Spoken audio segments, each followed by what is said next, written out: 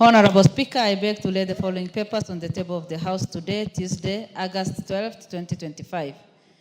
The following legal notices and explanatory memorandum from the Office of the Attorney General. 1. Legal Notice 131 of 2025 relating to the extrajudicial, contiguous, and foreign countries, United Arab Emirates Order 2025. 2. Legal Notice of 123 of 2025 relating to the extrajudicial, contiguous, and foreign countries, People's Republic of China, Order number 2025, and 3. Legal Notice of 123 of 2023 relating to the extrajudicial, contiguous, and foreign countries, Republic of Italy, Order number 2025. 2.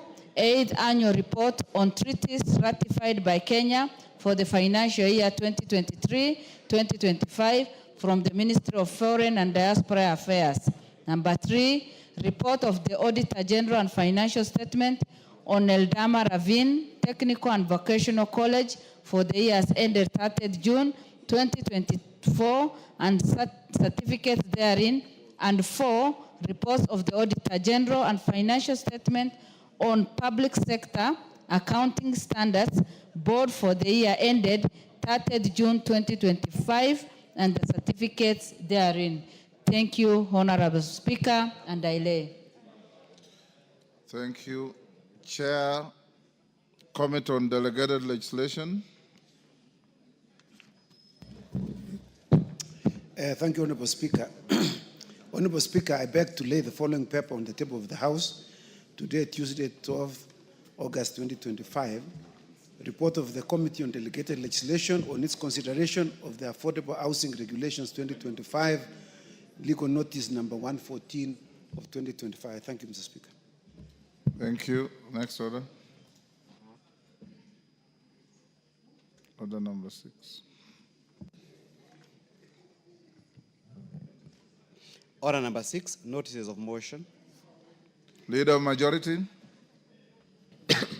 Thank you, Honorable Speaker. I beg to give notice of the following motion that pursuant to the provisions of Standing Orders 33B on hours of meeting, this House resolves to hold a morning sitting on Thursday, 14th August 2025, commencing at 10 a.m.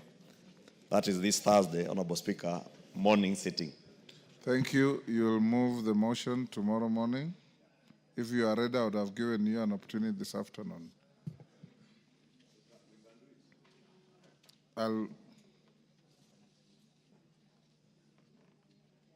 Tomorrow? Okay.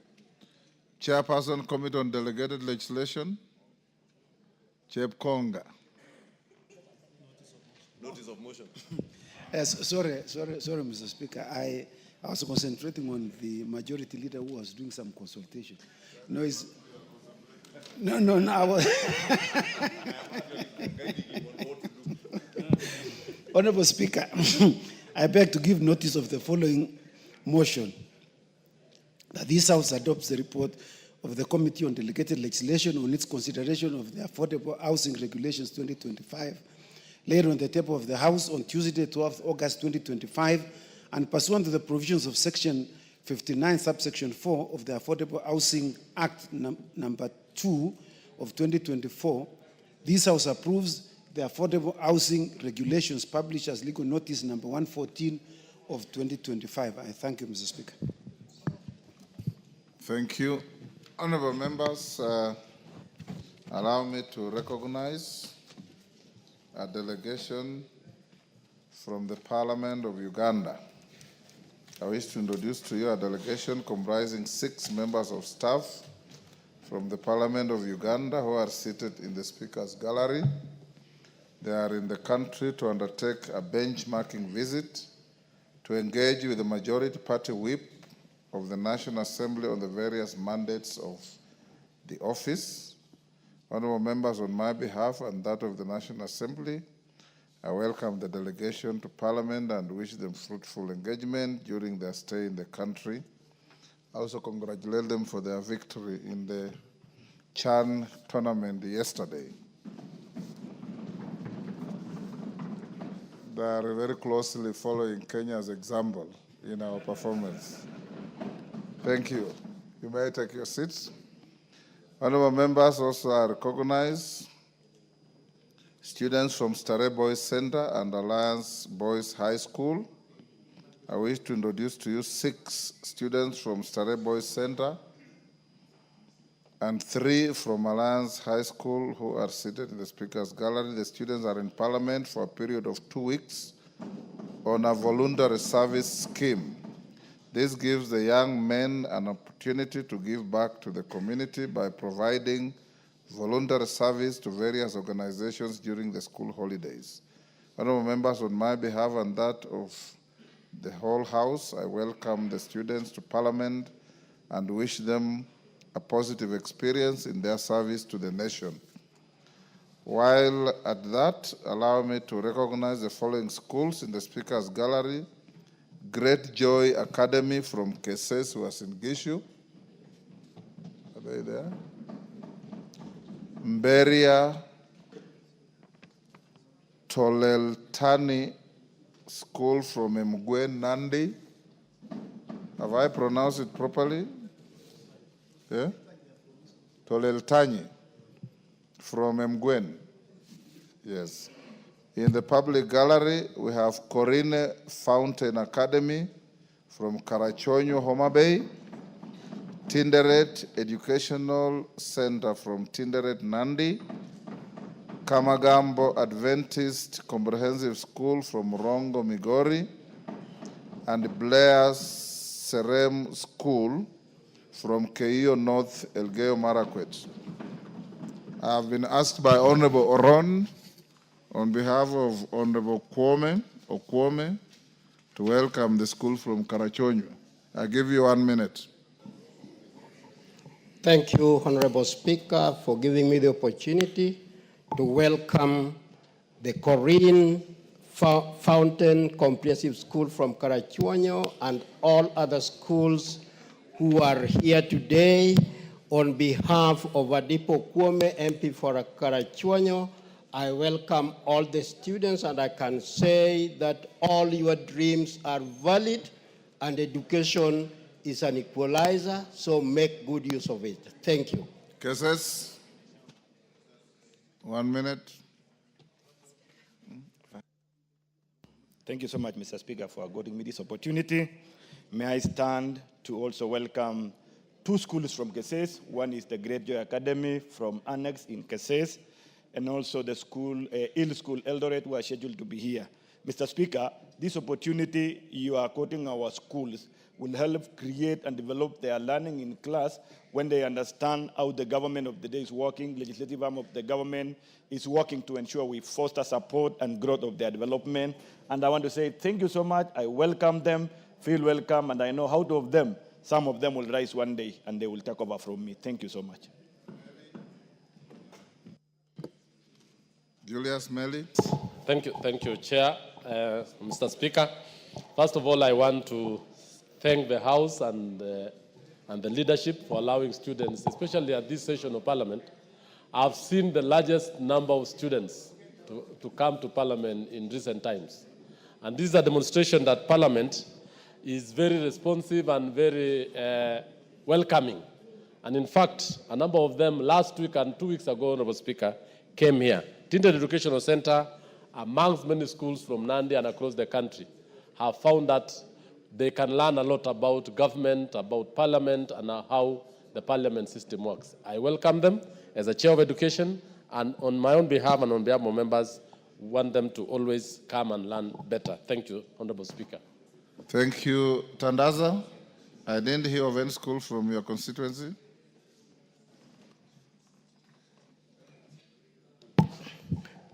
Thank you, Honorable Speaker. We want to take this opportunity to welcome my fellow students from the Alliance High School, and by default also... You are not a student, so they are not your fellow students. I used to be a student there, so once a student, always a student, Honorable Speaker. You are alumni of Alliance. And also take this opportunity to also welcome Starehe Boys Center, where I had gotten an admission for Form 5 and 6, but opted to go to Alliance High School for Maths, Physics, Chemistry. At Starehe, that had given me economics, geography, and maths, economics, and geography. So please, the other schools, for the issue of voluntary service, this is something that was started mainly at Starehe Boys Center by the late Griffin when he was the principal there. And I would also want to request all the other schools, surely, to embrace this idea of voluntary service during holidays. Thank you, Honorable Speaker. Member for Keio. Keio North, 1 minute. Give him the mic. Thank you very much, Mr. Speaker. Mr. Speaker, I want to join my colleagues in welcoming all students to this House of Parliament, and in a special way, my students from Blair Serem, a school which is well performing in my constituency. I want to tell all students, welcome to this House of Parliament. Work hard in school. Maybe one of you will be here one day to represent this country. And also, Mr. Speaker, I want to say thank you to the parents, because the parents of this country are spending a lot of resources to ensure that the kids are learning in school. Thank you, Mr. Speaker, for this opportunity, and karibu sana. Majority Leader, whenever you hear Alliance, you must spring to say something. Yes, Honorable Speaker, and allow me to welcome all the students who are here. And of course, Honorable Speaker, as you said, with special recognition to those from Starehe and the Alliance High School. And just to join the Honorable Tandaza, maybe just to tell him, I am the fellow student.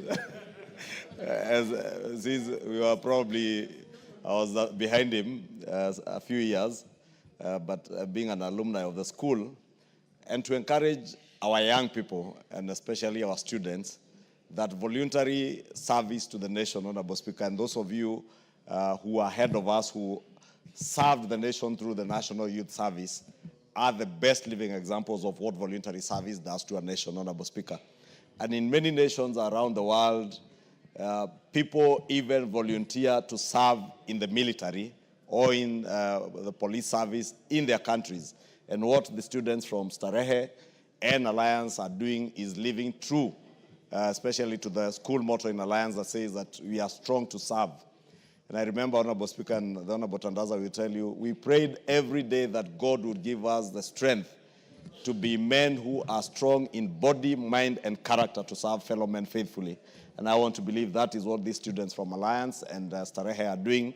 They are being strong to serve and offering their service to the nation by volunteering to serve in the National Assembly and through the National Assembly to serve the people of Kenya, and encourage all fellow students across the country, all other students, not fellow students, all students across the country, to offer voluntary service during their school holidays to their communities, wherever they are, Honorable Speaker, and to also to encourage them to foster discipline in the society that they're living in, Honorable Speaker. As you said, as you congratulated Uganda for the exemplary performance, how I pray, Honorable Speaker, that as the young people and Kenyans at large, we learn from our neighboring countries that are also hosting the Chan Games to exercise discipline in our stadium, Honorable Speaker, because now we are moving to the verge, we are on the verge of being banned from the stadium because of people storming the stadium, breaking gates, and general indiscipline in the stadium. And plead with Kenyans that we can cheer our team from anywhere, on the roads, in the streets, from our homes, and those of us who have an opportunity to get a ticket and get to Kasarani, to do so with immense decorum so that we encourage our team. They are doing a great job on the field, on the pitch, Honorable Speaker. And the greater thing we can do for them is to exercise our cheering in a very disciplined manner so that we cheer on our Harambee Stars. And I'm sure, Honorable Speaker, we will get there and we will win. This Chan, Honorable Speaker, I can see it coming home. And it's coming home with a very disciplined team. Let us also encourage many Kenyans, especially those of us who patronize the stadium, to carry the same discipline into the stadium that we see on the pitch as we cheer our team. And congratulations to our brothers from Uganda for their exemplary performance. But as you said, Honorable Speaker, we lead, others follow. Harambee Stars is leading as others will follow. Owen, thank you. Thank you, Honorable Speaker. Honorable Speaker, just to add and welcome the students. I don't know when my school will be mentioned in such glowing terms, but I hope one day it will. Which school? St. George's High School. But I want to say this, Honorable Speaker, I've seen the growing interest for students in this chamber. It also shows confidence in your leadership. But I also want to challenge you, Honorable Speaker. Probably we need to start an education center for Parliament. So that as the students come in here, they will pass through that center and learn a lot of things in that center. Probably Parliament needs to take that example, that bold step to build, because there's a lot of history that the students, apart from observing the proceedings here, they would learn about the members who have been here, the laws have been passed, and many other things through the elaborate education center that Parliament can build. So they don't just learn about Parliament, but they could also learn about Nairobi. We can actually house the education center for Nairobi. They would learn about KICC, they would learn about Uhuru Gardens, and all those in one center, so that we give that education to the generations, the young people that come to this house. I challenge you, Honorable Speaker. Thank you, honorable members. For the record, I think we need to congratulate ourselves, the office of the clerk and leadership. For the last 1 month, we have recorded, Majority Leader, saying we need to congratulate yourselves as Parliament, leadership, the office of the clerk, sergeant. For the last 1 month, I have recorded over 100,000 students visiting the House of Parliament. And the visit has been very incident-free. The students have been well received. Our dedicated staff have shown them around Parliament, and members from whose jurisdiction the students have come from have been at hand to welcome their students, and that is the spirit we must keep as a House of Parliament, to mentor our young Kenyans and mold them into future leadership. For our members of Parliament from Nairobi, we want to encourage you to speak to your constituents, not to come to Kasarani in a rowdy manner, because you are endangering our flying team that is performing so well, with the risk of being sanctioned by CAF because of rowdy fans coming and walking into the stadium with the gates in their hands. That is not acceptable. And Mwafrika, I think it is around your area, and TJ Kajwang, and Olwatch, and everybody else, Kibra, please tell our brothers and sisters and our children who come to boost the morale of the players that they can do so without being rowdy. Next order. Order number 7, questions and statements.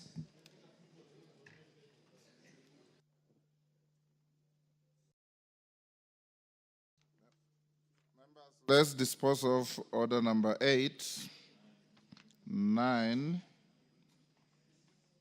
and then we come to questions and statements. Order number 8, motion, consideration of nominees to 5 National Government Constituencies Development Fund committees. Members on their feet, take your seats.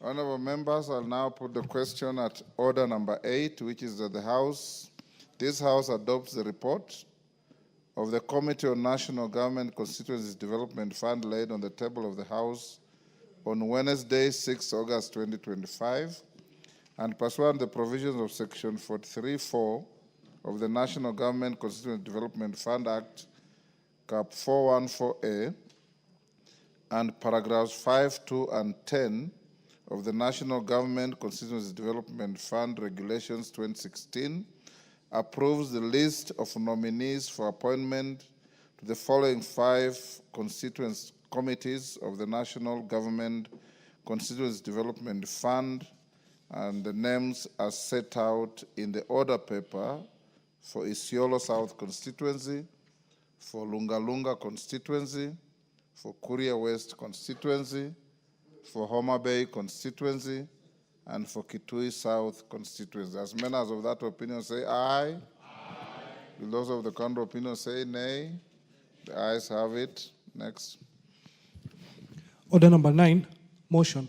Consideration of report on the examination of financial statements for the National Humanitarian Fund. Question to be put. Members on their feet at the bar, take the nearest seats. Take the nearest seats. Betsimba.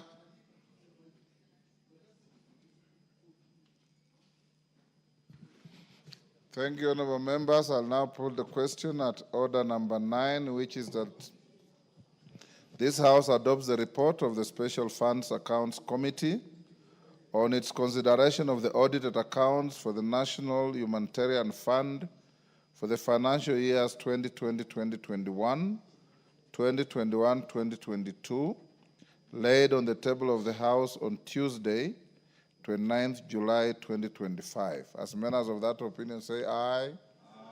Will those of the contrary opinion say nay? The ayes have it.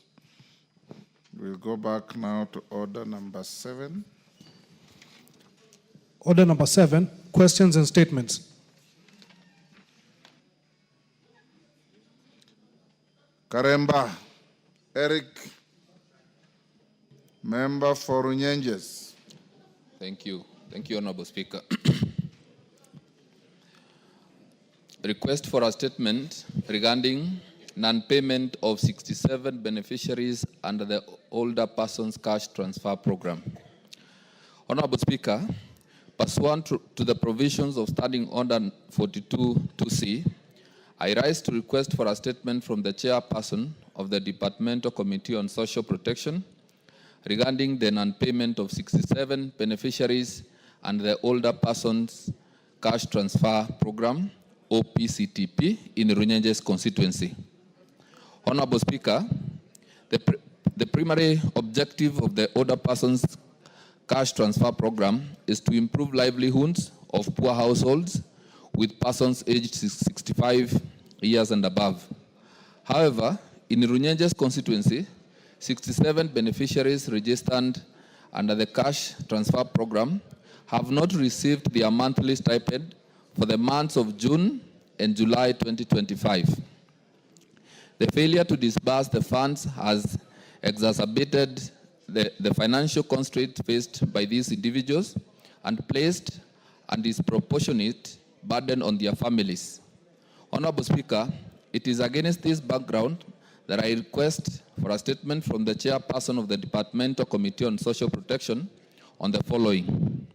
1, a status report from the Ministry of Labor and Social Protection detailing the registered beneficiaries in Runyenjes constituency who have not received their payments, and 2, reasons for the delay in processing of payment to the beneficiaries and the timelines for payment. I thank you, Honorable Speaker. Thank you, Karemba. That goes to which committee?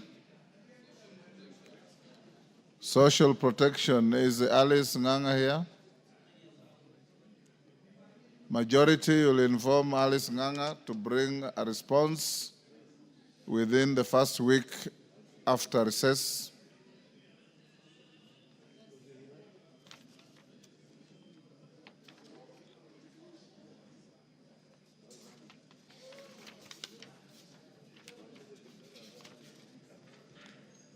Requests for statement. Member nominated Abubakar Talib.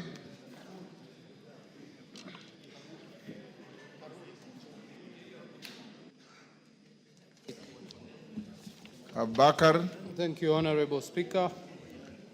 Honorable Speaker, pursuant to Standing Order 42C, I rise to request from the chairperson of the Departmental Committee on Administration and National Security regarding the mounting of roadblocks along public roads in the country. Honorable Speaker, Section 69A of Traffic Act, Cap 403, regarding mounting of roadblock empowers the Inspector General of Police to, by notice in the Gazette, designate a place along a public road on which police roadblock may be mounted. The Act further provides that roadblocks may be mounted in a non-designated place only in the exceptional circumstances certified by the Inspector General or his authorized officer. Honorable Speaker, whereas roadblocks are intended to enable security agencies to regulate the flow of traffic, to enable response to security issues and enforcement of traffic rules, there have been complaints that police officers across the country take inordinately long to clear vehicle at roadblocks.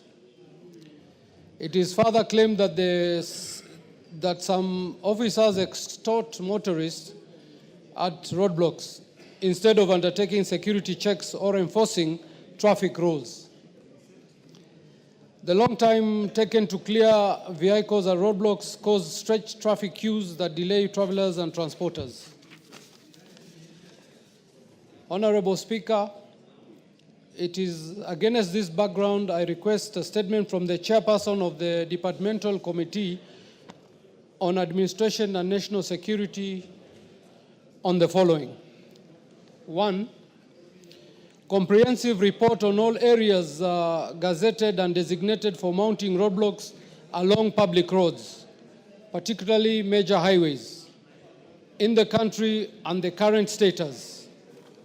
2, the justification for mounting numerous roadblocks at undesignated places, both during day and at night, including confirmation as to whether such roadblocks are authorized by the Inspector General as required under the Traffic Act, Cap 403.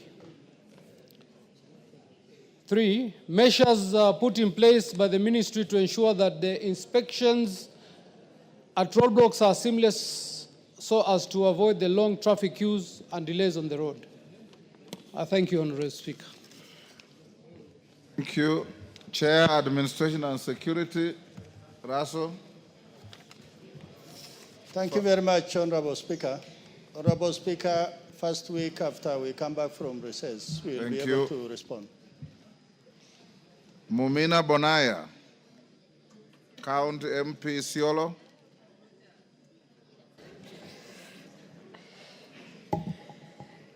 Request for a statement regarding insecurity in Isiolo County.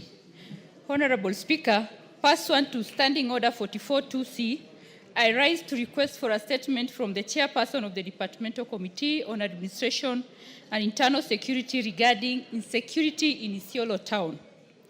Honorable Speaker, Isiolo Town is on the brink of descending into chaos and the streets are flooded with seemingly unregistered firearms. While the central business district is currently encountering a lot of unrest, fear, and open hostility. The tension is palpable, with residents living under constant threat of violence and disorder. This wave of insecurity in Isiolo Town is not accidental. It is being aggravated by the political class, particularly those associated with the recent attempt to impeach the governor of Isiolo County. The charged political atmosphere has emboldened armed elements, leading to more brazen and violent incidents whose consequences are becoming grave. Among the most disturbing cases of this insecurity is the recent shooting and severe injury of the Secretary General of the Somali Council of Elders, Mr. Idle Hassan Ibrahim, who was allegedly targeted while carrying out his duties. Such attacks send a chilling message and further erode public confidence in the ability of the security agencies to protect citizens. Honorable Speaker, it is against this backdrop that I request for a statement from the chairperson of the Departmental Committee on Administration and Internal Security on the following. 1. Immediate measures on disarmament of individuals in Isiolo town who are seemingly in possession of illegal firearms. 2. Specific actions on addressing the surge of insecurity in Isiolo County, including the link between security and the recent political activities in the county. And lastly, any progress made in the investigation into the recent shooting and severe injury of the Secretary General of the Somali Council of Elders, Mr. Idle Hassan Ibrahim, and steps taken to prosecute those responsible. I thank you, Honorable Speaker. Thank you. Russell, when can you bring a response? Honorable Speaker, considering the gravity of this matter, we'll be able to speak to the ministry to give us response as soon as possible, and we will be able to call the honorable member so that within 2 weeks they'll be able to respond. Within the committee? Yes. Okay. Momina, in 2 weeks you can appear before the committee to get your preliminary response. Sabina Chege, nominated member. Thank you, Mr. Speaker. Honorable Speaker, pursuant to the provision of Standing Order number 44-2C, I rise to request for a statement from the Chairperson of the Departmental Committee on Trade, Industry and Cooperatives regarding the proposed mode of payment for coffee farmers in the country. Honorable Speaker, in August 2023, the government implemented the direct sales system, DSS, mandating that payments be routed directly to the accounts of cooperatives with the objective of safeguarding farmers' income and ensuring financial order within the sector. However, proposals to make payments directly to individual farmers' bank accounts or via M-Pesa was introduced without comprehensive consultation with key stakeholders, particularly coffee farmers and their cooperatives, generating widespread concern amongst the coffee farmers. Notably, the proposals are viewed as undermining the fundamental principles of cooperatives, which offer collective bargaining strength, equitable profit distribution, and financial accountability. The current payment model of directing funds from the Nairobi Coffee Exchange through cooperatives have demonstrated transparency and efficacy. In contrast, the DSS centralizes payment control within financial institutions and government bodies, consequently eroding the autonomy of cooperatives in managing members' proceeds. These shifts prompt serious questions regarding the capacity of the reforms to genuinely stabilize and enhance the agriculture sector. Honorable Speaker, the disbursement of payments to individual accounts, therefore, threatens this revenue model by restricting cooperatives' ability to deduct loan repayments, levy service charges, and invest in communal infrastructure, thus jeopardizing their sustainability. And therefore, stakeholders within the coffee value chain have expressed legitimate apprehension that bypassing cooperatives will undermine their viability, thereby placing farmers' financial security and overall coffee economy at risk. It is therefore imperative that payments continue to be disbursed securely and promptly through cooperatives to safeguard the livelihood of thousands of farmers and ensure the sector long-term stability. Honorable Speaker, it is against this background that I request for a statement from the Chairperson of Departmental Committee of Trade, Industry and Cooperatives on the following. 1, to provide a report on public participation undertaken in any, if any, prior to the implementation of the proposed direct sales system, famously known as DSS, and if not, the justification for bypassing farmers and stakeholders. 2, the rationale underpinning the proposal to implement payments directly to farmers' individual accounts rather than through cooperative societies as per established practice. And 3, strategies in place to uphold the payment system through the cooperative framework that channels funds from the Nairobi Coffee Exchange to cooperatives. I thank you, Honorable Speaker. Thank you, Honorable Chege. Chair, Trade, Industry and Cooperatives. Who is the chair? Shinali? Yes, Gishimu, you are a member? Yes, I'm a member. Honorable Speaker, owing to the urgency of the matter, I will pass the message to the chair that we may be able to bring, or he may be able to present the statement once we resume from a First short week recess. upon resumption. Onesimus Ngogoyo, member for Kajiado North. Thank you, Mr. Speaker. Honorable Speaker, pursuant to the provision of Standing Order 44-2C, I rise to request for a statement from the chairperson of the Departmental Committee on Transport and Infrastructure regarding the delayed compensation by Kenya Railway for land owners affected by the construction of the standard gauge railway from Nairobi Suswa.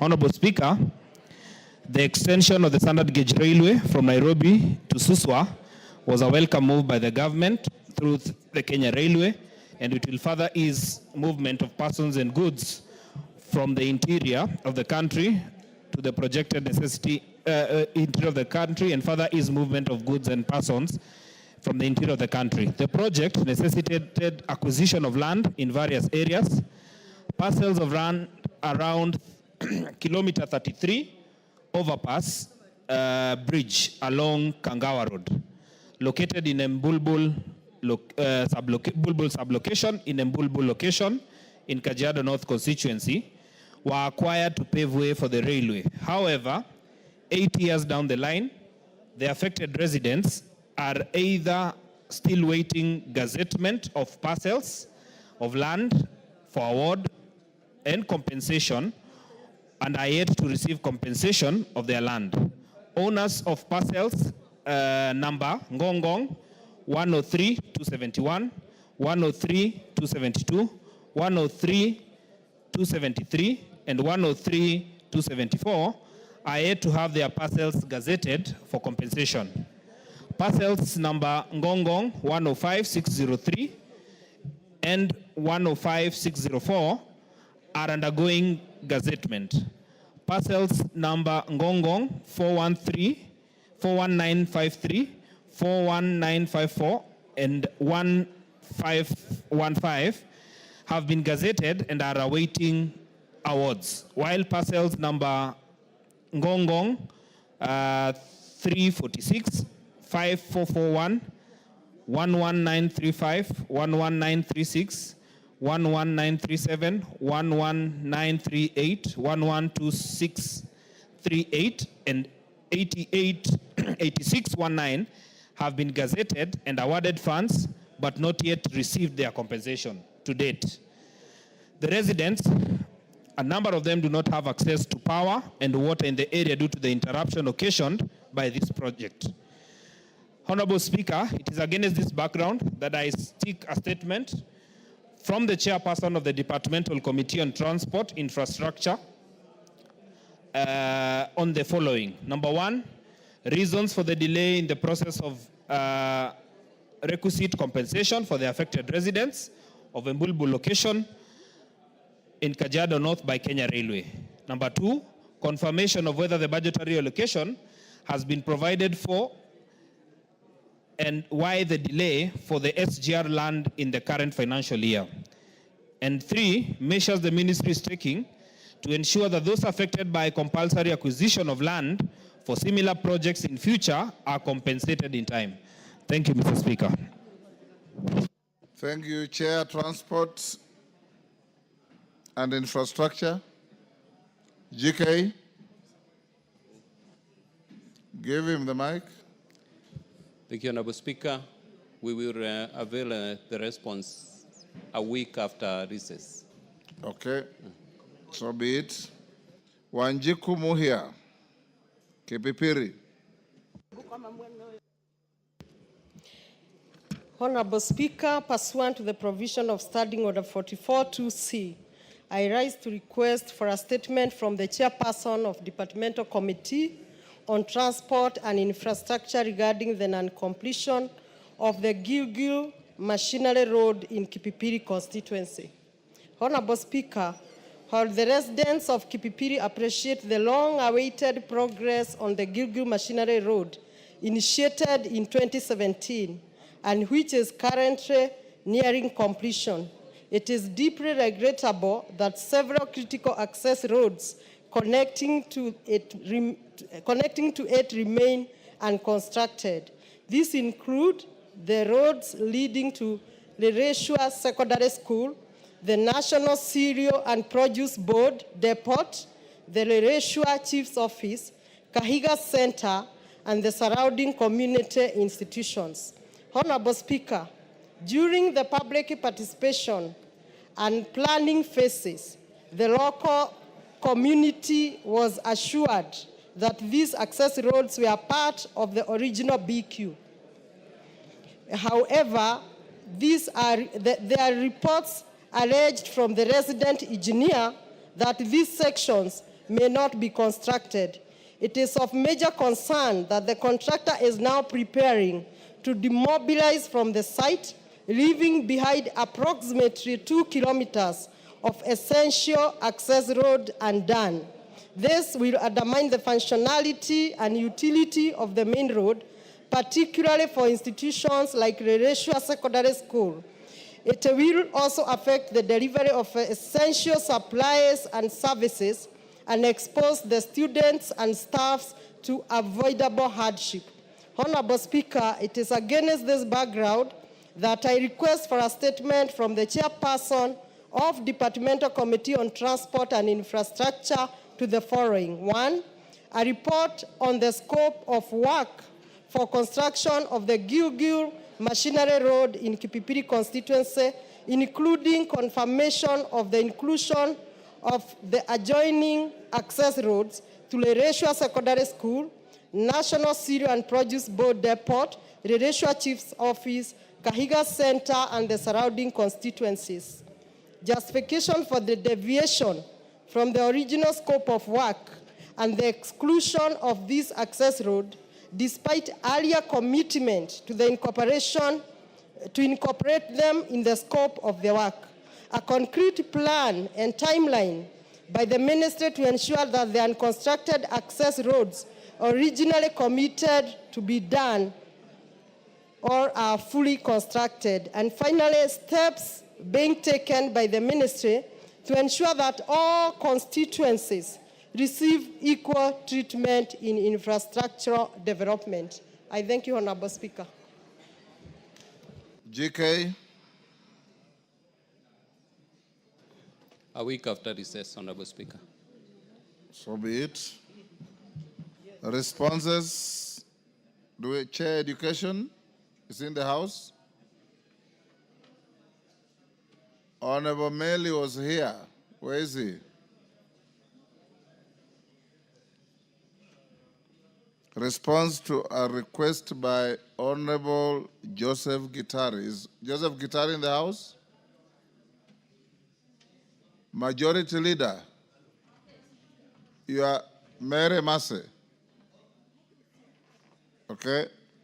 You have the response to Joseph Gitari. Go ahead. Who is responding? Orone is saying is responding. Emasa is saying you are We are dealing with response to statement listed as number 1 by Honorable Joseph Gitari. He has a second one at number 3. So, Orone, which one are you responding to?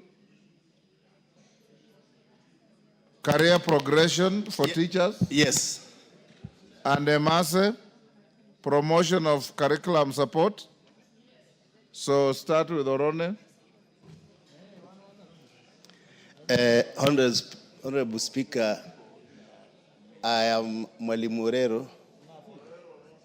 Yeah, Oron is this man from Kisumu Central. He's honorable member from Kisumu Central. Orero, yes, Yeah, I know you very well. Yeah, thank you, Honorable Speaker. I went with you to West Pokot. Very right, very Yes. right. Yes. Great. And now, first of all, I want to give the background information regarding this response. Now, the Teacher Service Commission was established under Article 237 of the Constitution with overall mandate to of teacher management and regulation of the teaching service as provided in Article 237 of the Constitution. As a public organ, the Commission is bound by the national values and principles of governance set out under Article 10 of the Constitution, as well as the values and principles of public service set out under Article 232 of the Constitution. Mr. Speaker, to operationalize the mandate of the Commission, the Parliament enacted the Teachers Service Commission Act and the Code of Regulation for Teachers, referred to as CORT. The two legislations provide for powers and procedures within the functions of the Commission.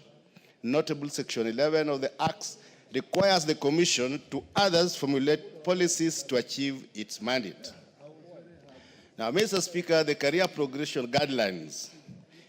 In 2015 and 16, the Commission, in consultation with the Salaries and Remuneration Commission, SRC, conducted a job evaluation for the teaching service. Now, based on the findings of the job evaluation report, CRC rendered a formal advisory proposing a new grading and remuneration structure of teachers in the public service. Now, subsequently to the job evaluation, the Commission signed the 2017-2021 collective bargaining agreement, referred to as CBA, with the teacher unions. This transition necessitated the development and implementation of the teachers' career progression guidelines in 2017 to align the new grading structure with career progression of teachers. Mr. Speaker, sir, the career progression outlines the skills and the competency necessary for advancement in the profession by providing for minimum requirements for selection, appointments, and promotion of teachers at different grades. Now, the response to these specific questions raised: 1, report on implementation of the career progression guidelines, specifically how academic qualifications have been considered in the promotion of teachers. Now, the promotion of teachers in public service is premised on the values and principles of public service set out under Article 232 of the Constitution, the provision of the Code of Regulation of Teachers, the career progression for teachers, and the policy on selection and appointment of institutional administrators.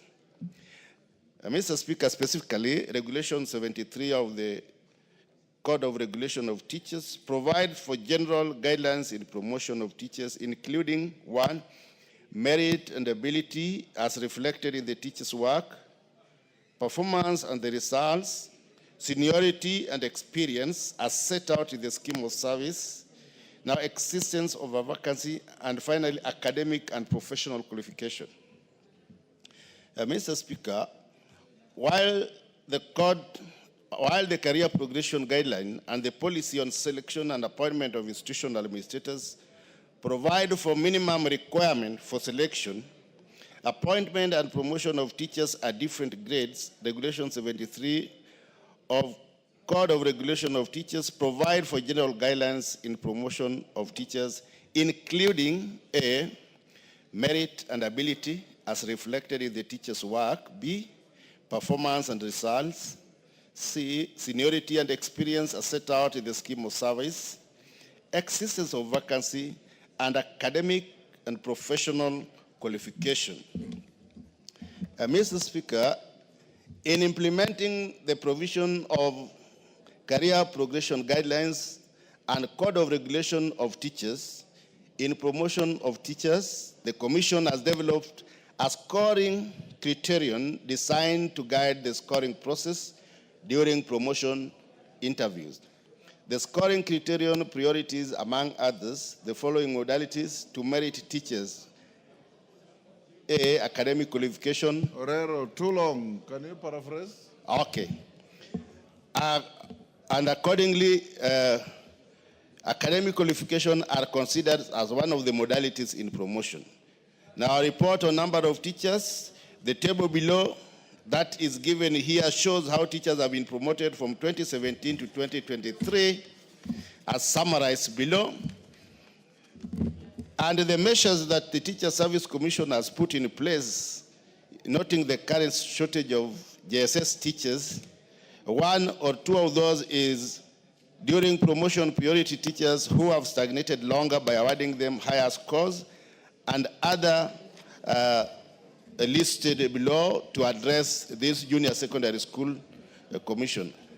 Now, accordingly, the Teacher Service Commission have recruited over 76,000 teachers as of now. Now, the strategies of Teacher Service Commission which has been put in place include, among other things, assigning higher scores to teachers with advanced academic record, and also noting the qualification of the promoting system. Mr. Speaker, the Commission remains committed to a transparent and merit-based promotion system that motivates teachers and enhances service delivery. Annual budgeting for promotion and recognition of academic qualification are key steps toward ensuring career progression of all teachers. Thank you, Mr. Speaker, and that is the end of the reply. Thank you, Mr. Speaker. Thank you, Honorable Gitari. Before you seek clarification, allow me, order members, allow me to acknowledge in the Speaker's Gallery Shah Academy from Muvita, Mombasa, Moringa Primary School from Bahati, Nakuru, Bethel Junior Academy from Keses, Uasin Gishu, and in the public gallery, Hill School Primary School, Eldoret, from Keses, Uasin Gishu. On my behalf and on behalf of the House, we welcome the students, their teachers, and those accompanying them to the House of Parliament. Gitari. Thank you, Mr. Speaker, and thank you for Wanjala that. and your neighbor, why are you shaking your hands? You are out of order. When we mention schools, you thumb like that. That is how to welcome students. This is not a bus park. Gitari. Thank you, Mr. Speaker, for that response. Mr. Speaker, I think I might need to take time and look at the response, because now we've not gone the entire hog, because I've not even seen the table that was alluded for. Maybe if I have other issues, I can follow up with the committee so that they can do any clarification. So for now, I would wish that matter less there. Orero, did you hear what he said? Let him repeat. I'm not okay. Honorable Gitari? Yes. Orero did not hear you. Mr. Speaker, I've said that I'm happy with the response, but I might need to interrogate because I don't have the response, because like there is a table of the number of teachers. Huh? Yes. Have a look at it and then you can prosecute further before the committee. Yes, I can follow up with the committee in case of any other clarification. Thank you. Thank you. A response to Honorable Abdul Haro. Education. Is it Orero or Emase? Honorable Mary Emase, do you have a response to Honorable Haro? Honorable Speaker, is for Honorable Gitari again on promotions. It's the No, one I have. Gitari will come after Abdul Haro. Education. Orero, do you have the answer?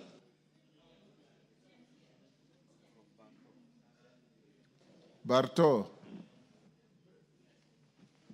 Committee of Education. I am not going to allow you to sit out there and share out responses when you have leadership.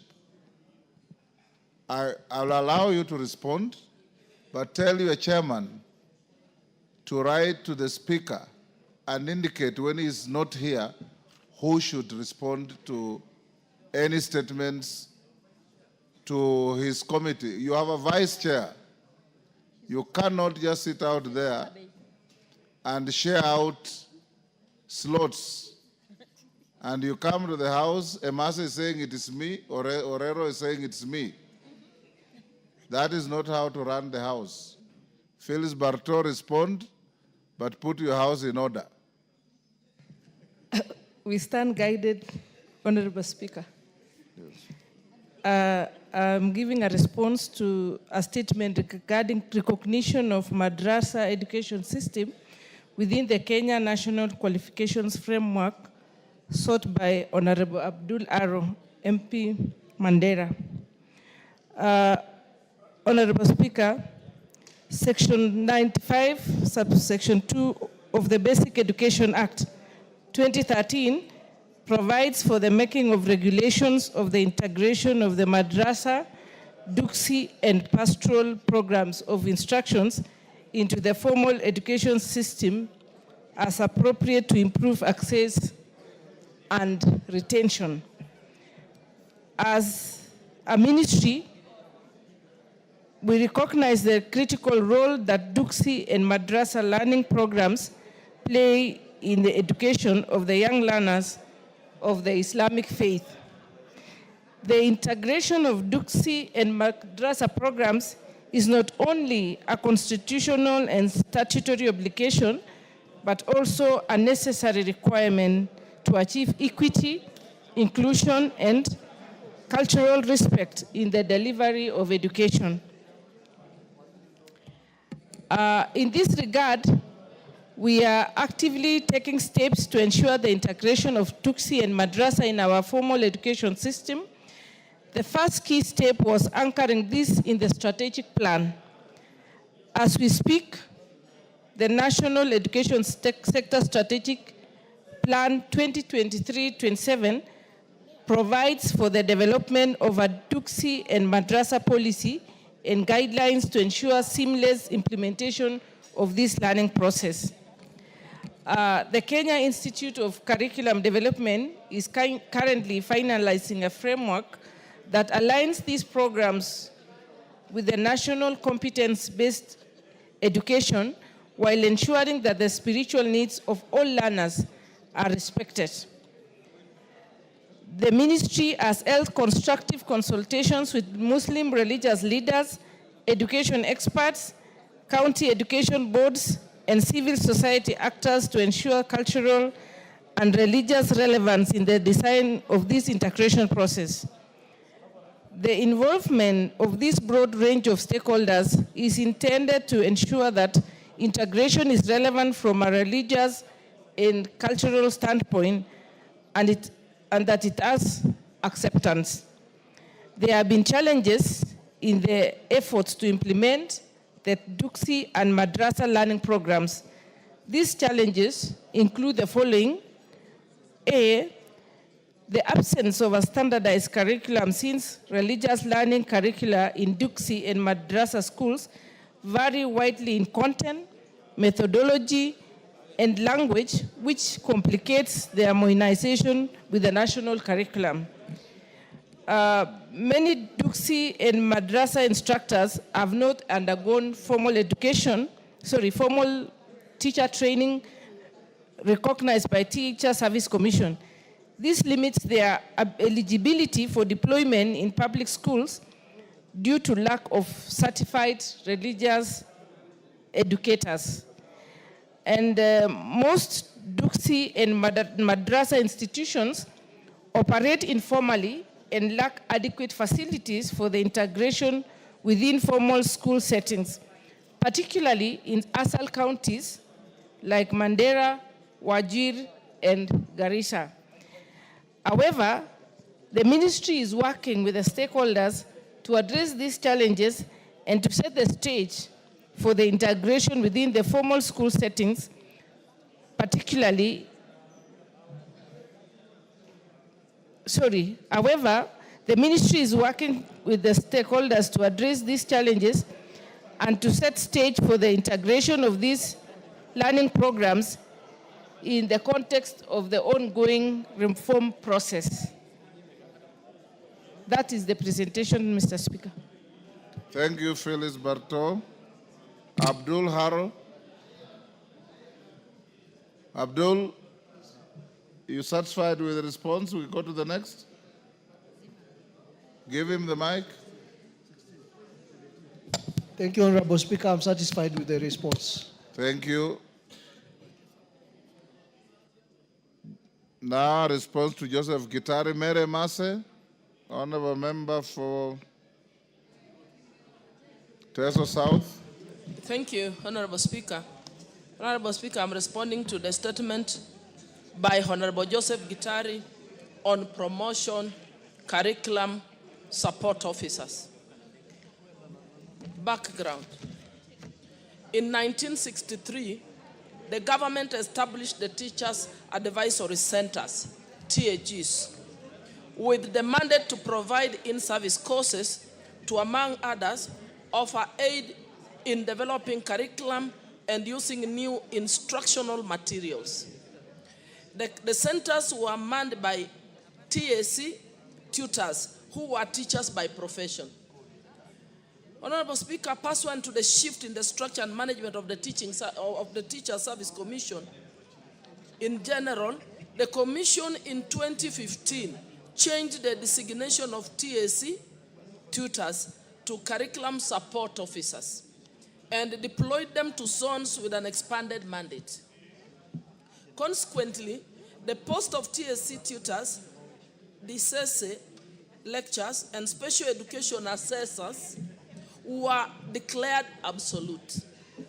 The Commission adopted curriculum support officers as the new designation to the cadre of staff whose critical mandate is to support curriculum implementation in schools.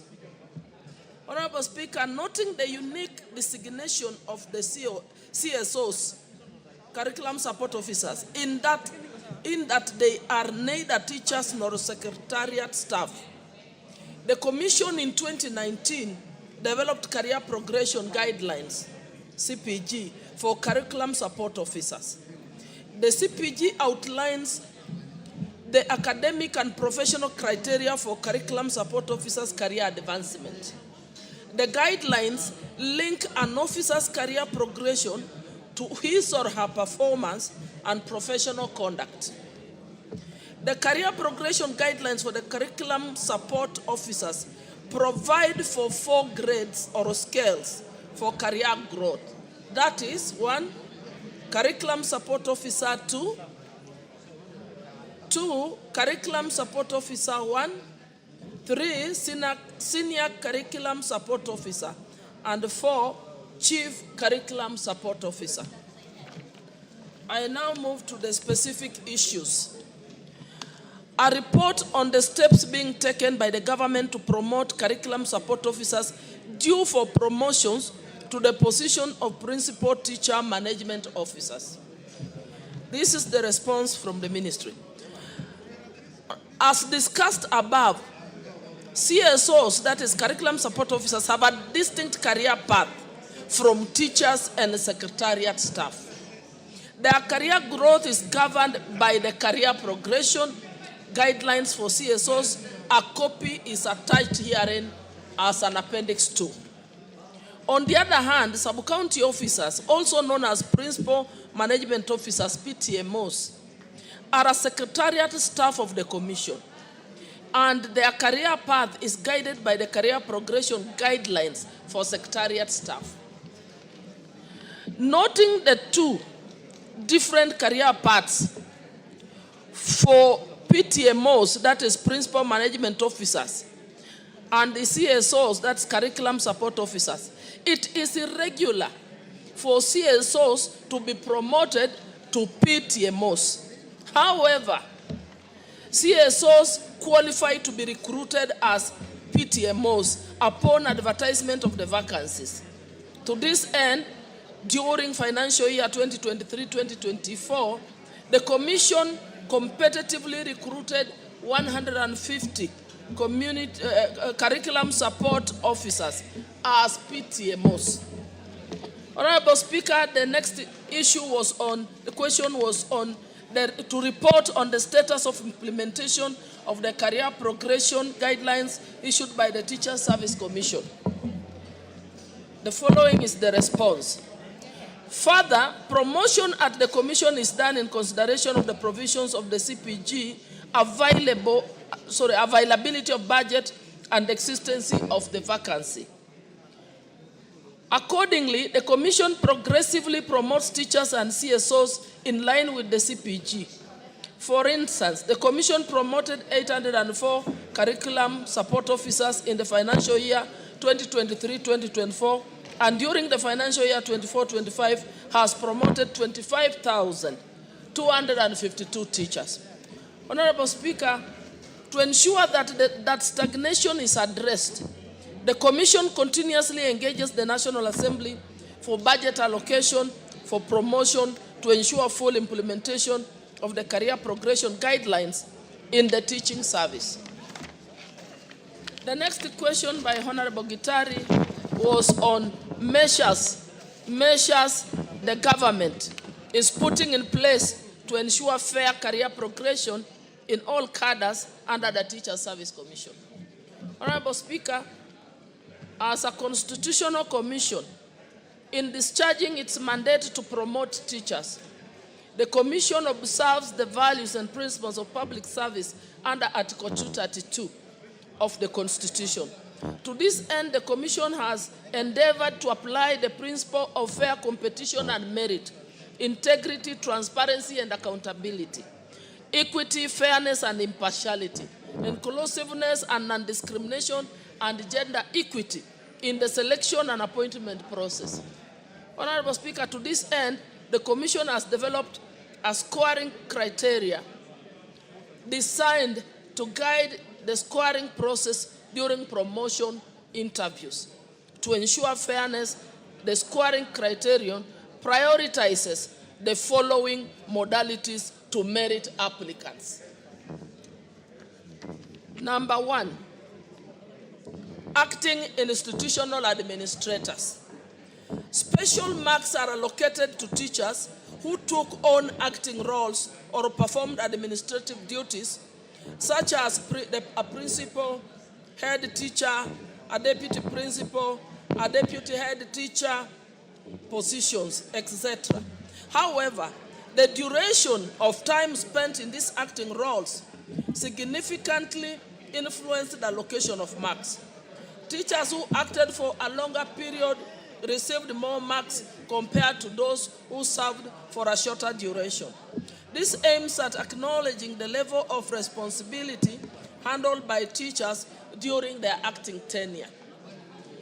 The second consideration that's considered by this criteria is stagnation. Applicants who have stayed in one grade for a longer duration earn higher scores compared to those who have shorter period in the current grade. Honorable Speaker, the third criteria that's being considered is performance appraisal. Applicants who have higher performance appraisal Mary, Master, how much more to go? Half a page. Okay. Half a page, Honorable Speaker.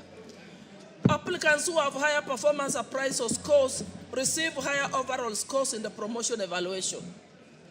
This criterion aims to ensure that applicants who consistently excel receive appropriate recognition and rewards for their efforts. The next one is the level of experience. Applicants aged 55 years and above score higher compared to those in the younger age brackets. A tiered approach is employed to differentiate scores based on age ranges. For instance, applicants between the age of 50 to 54 years received lower scores compared to those aged between 55 years and above, but higher scores compared to those in the bracket of 45 to 49 years age group. This approach acknowledges the value of experience and maturity in teaching, recognizing the contributions of senior applicants.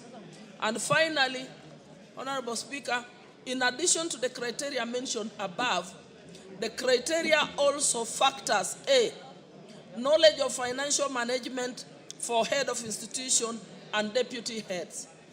B, familiarity with the Teacher Service Commission policies and procedures. 3, competence in managing learner discipline. I thank you. Honorable Gitari.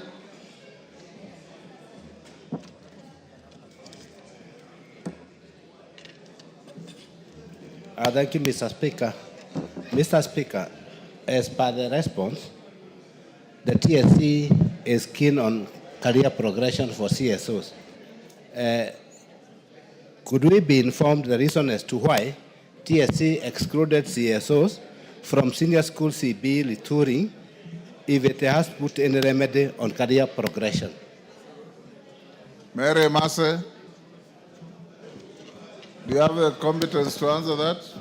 Honorable Speaker, I won't answer. I'll have to take the question to the committee and then we seek further clarifications. I think what we do, Honorable Gitari, you can prosecute your supplementaries before the committee so that they can be able to give you satisfactory response. Well guided, Mr. Speaker. Thank you, thank you. Transport and infrastructure. Response to a request by Honorable Patrick Munene. Is Patrick Munene in the house? Is Honorable Patrick Munene in the house? Is not. Honorable GK will skip that. John Kagusha. GK. Order that Kamukunji should be disbanded.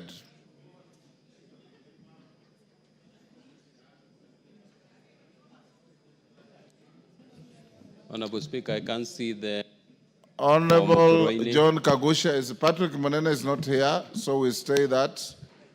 I'll give you an opportunity to respond on a Thursday morning.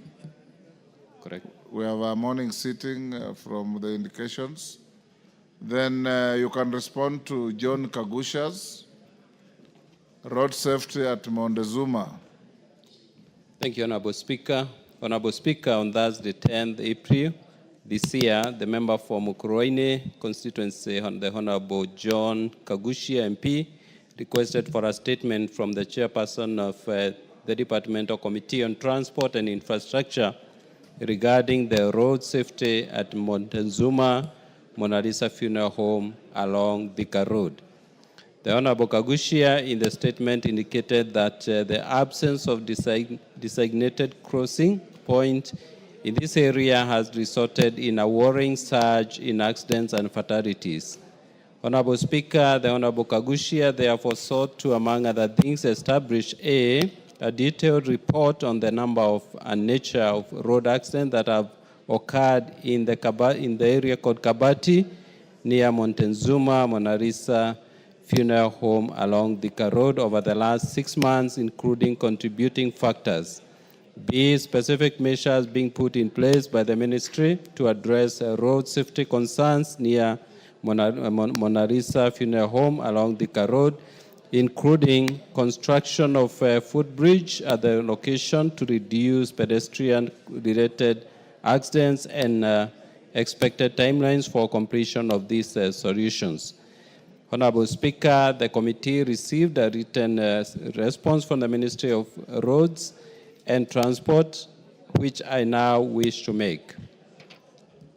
Number one, regarding the number and nature of road accidents that have occurred in the Kabati area, the ministry submitted that in the last 6 months, there have been 13 crashes at the Kabati area along Thika Road, and most of these crashes occurred between 6 p.m. to 9 p.m. That is 30.8% of accidents, and 9 p.m. to midnight, about 23% of accidents. Number two, pedestrians are highest number of fatalities at 57.1%, followed by riders, 28.6%, while passengers sustained highest number of injuries at 82.4%, followed by riders at 11.8%. 3, the ministry further submitted that passenger cars were involved in 35% of crashes, followed by motorcycles at 25%, and PSV, that is matatus, at 15%. These crashes were primarily caused by driver negligence, including failure to yield speeding, and loss of control, as well as pedestrian misjudgment when crossing the road, the BC road. Additionally, Honorable Speaker, mechanical failures, particularly in PSV, contributed to some severe collisions. Number 4, regarding the specific measures being put in place by the ministry to address road safety concerns near Montezuma Mona Lisa Funeral Home along Thika Road, including construction of a footbridge at the location to reduce pedestrian-related accidents and expected timelines for implementing these solutions. Honorable Speaker, the Ministry for Roads and Transport through the Kenya National Highway Authority and the National Transport and Safety Authority have put in place the following measures to enhance road safety at Montezuma Mona Lisa Funeral Home. A, with the need for pedestrian safety enhancement in the area, albeit as short-term measures, designation. Honorable Speaker, you may need to protect me because there are 2 members in front of me who are making very loud noise. Honorable Speaker, I have 2 colleagues who are not giving me peace in front of me. Order, Honorable Hillary and Justice. Thank you, Honorable Speaker. B, implementation of appropriate speed limit and usage of infrastructure, raised crossings, speed bumps, and rumble strips to encourage compliance. C, continuous awareness, that is educational campaigns on usage of helmets by riders and pillion passengers, and effective protective gear, especially at night and during low visibility periods to enhance visibility. And D, continuous awareness, that is educational campaigns for pedestrians to cross at the designated crossing points and use reflective protective gear to enhance visibility, especially at night and during low visibility periods. E, continuous raising of awareness on importance of drivers slowing down and paying attention to pedestrians, particularly in areas with busy activity, with a lot of activities, that's busy areas. F, vehicle owners to continuously maintain their vehicles pursuant to legal requirements of Cap 403 of the Traffic Act. G, introduction of vehicle telematic systems under the draft Commercial Vehicle Operational Regulations 2025, as the real-time monitoring can be used to alert drivers of unsafe driving conditions and behavior, ultimately reducing accidents and promoting safer driving practices. H, continuously liaise with the county governments to install street lighting at the appropriate locations, especially in areas where visibility is limited. Honorable Speaker, thank you, and I submit. Kagusha. Thank you, Honorable Speaker. I want to appreciate the response, even though the response has come rather late after raising it back in April.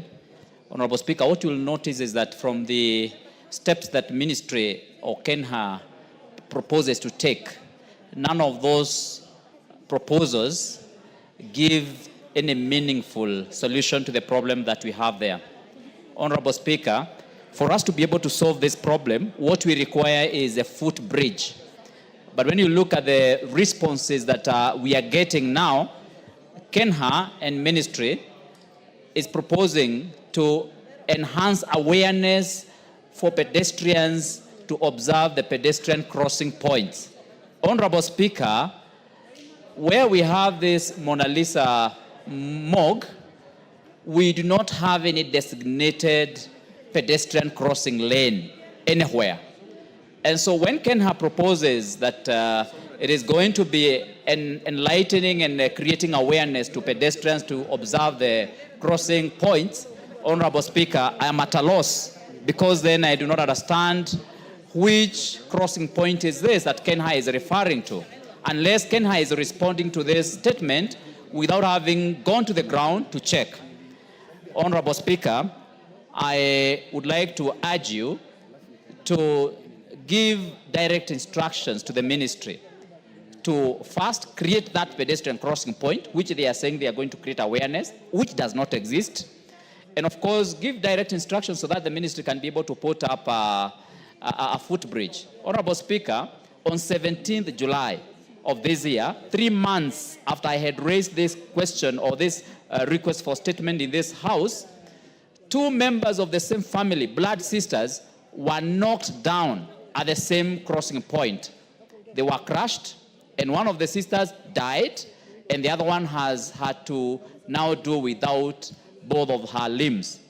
Honorable Speaker, this is a demonstration of how our roads have become unsafe. And having gone through a very tragic week last week, where this country has lost 80 people through road accidents in Kisumu, in between Kakamega and Kisumu Road, Namanga Road. Honorable Speaker, you are supposed to seek a clarification. You are now raising a wholly new structure of questions. Honorable Speaker, I was doing this awaiting to get your attention because I realized you are quite distracted by an honorable member. How did I know that you are raising a whole new set of issues if I was distracted? But Honorable Speaker, the whole issue here is that I would like the Honorable Chair to clarify. Do we have a pedestrian crossing point between the Shell petrol station and the Mona Lisa morgue on that road? Honorable Speaker, really, we don't have that. I frequent this road because this is where I go when I'm going to Mukurweini. And Honorable Speaker, this has become a black spot. And this morgue is serving the whole of that region and indeed the whole country. And when you pass through there in the morning, you find the place is so heavily congested. Unfortunately, family members who are coming there to collect their loved ones to go and bury them, some of them are actually being left in the same morgue, dead after having been crushed. Point made. GK. Thank you, Honorable Speaker. Honorable Kagushia raises a very important issue. We need to push the ministry to put up a footbridge, and we'll do our best to ensure that that is done. But in the meantime, Honorable Speaker, because I'm also a regular user of the same road, I have seen rambo strips erected on that road, and especially that section of the road, and I believe that the ministry will do much more to make sure that our people are safe while using that particular spot. Thank you, Honorable Speaker. Yes, Owen. What you can do. Honorable Speaker, so that I may inform the Honorable Kagushia, Honorable Kagushia, you know that money appropriations are done in this House. And as a very active member of Parliament, when the supplementary budget comes here, please let's hear your voice on the same, so that we can appropriate money to put the bridge, Honorable Speaker. Other than, taking that back seat of trying to criticize and all that, be more proactive. Bring a motion to amend the budget, so that the people of where you come from, Honorable Speaker, can see that you're doing something. He's on a point of order. Let him finish. So, Honorable Kagusha, please use the vote, the power of the vote, to change the budget. Put money so that the work is done. So that, you're seen to be doing something. Otherwise, your people will know that you're just here to ask questions and criticize and do nothing. Yes, Kagusha, what is your issue?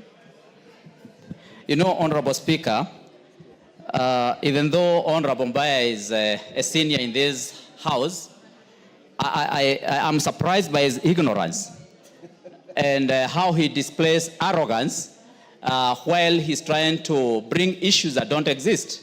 Honorable Speaker, by Honorable Kagushia asking for a footbridge to be done at the between Shell and Montezuma Morgue, how is that criticism? Does Honorable Mbaya understand what criticism is about?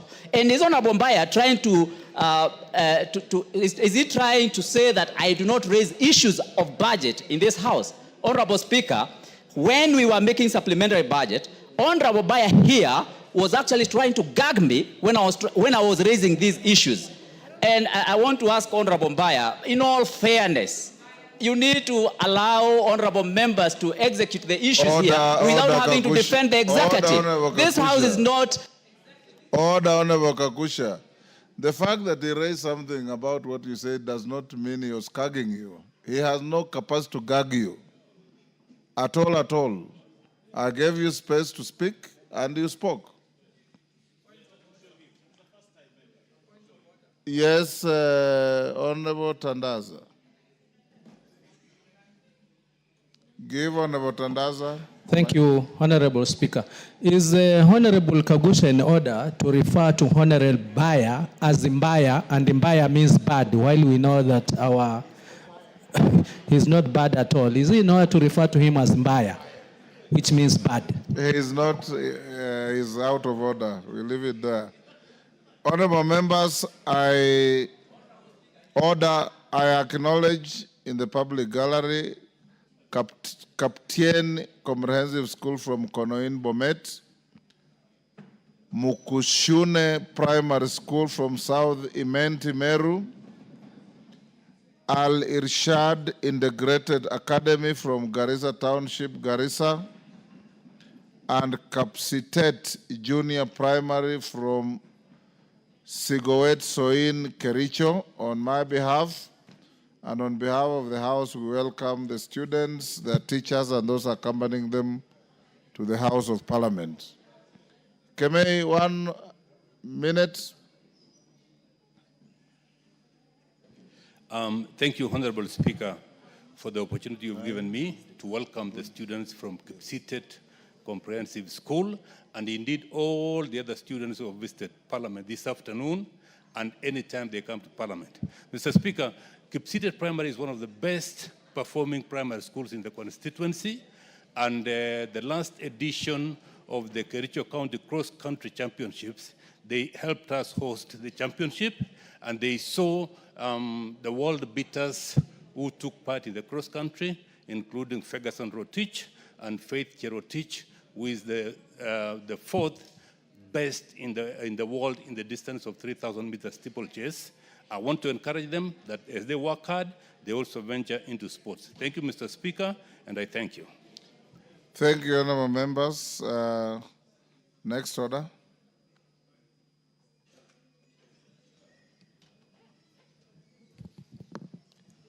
Order number 10.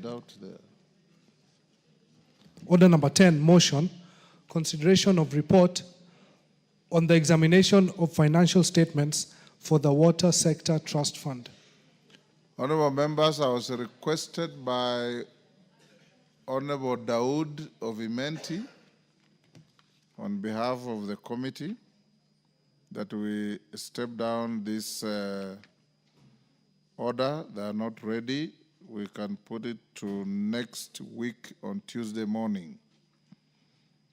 Next order. Order number 11, Committee of the Whole House. Honorable members, will you be upstanding?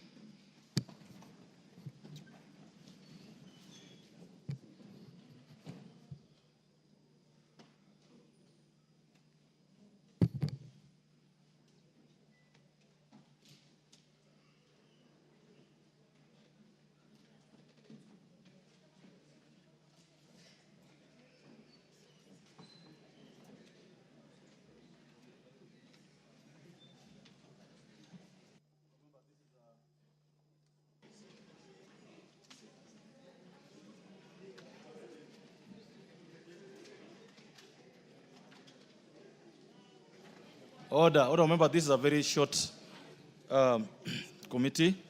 It regards the President's reservations to the National Land Commission Amendment Bill, National Assembly Bill number 43 of 2023. Order. Order. Shall we then take our seats so that we can do it quickly? Members, as you may be aware, the procedure for handling the President's reservations.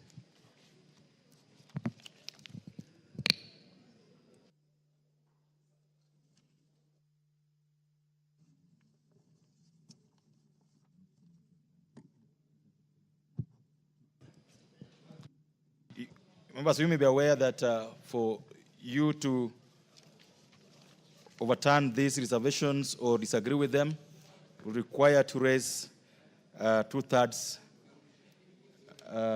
majority of the members, because it's pursuant to Articles 115, 2A and 3, and Article 122 of the Constitution. And in this instance, to pass these reservations requires just a simple majority. So we'll proceed quickly.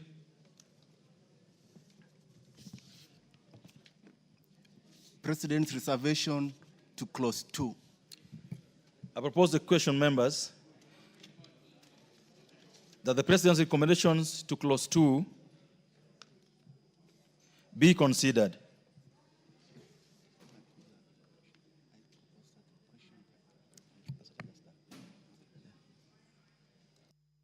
Pose a question.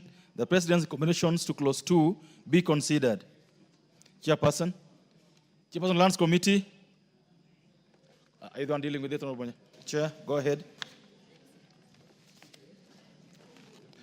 Thank you, Honorable Chair. Honorable Chair, I propose that clause 2 be amended as contained in the order paper, just to add that when the committee considered the reservations as presented by His Excellency the President, the committee agreed and adopted all the reservations that were presented by His Excellency the President, and that's why we are proposing that this clause be amended as proposed.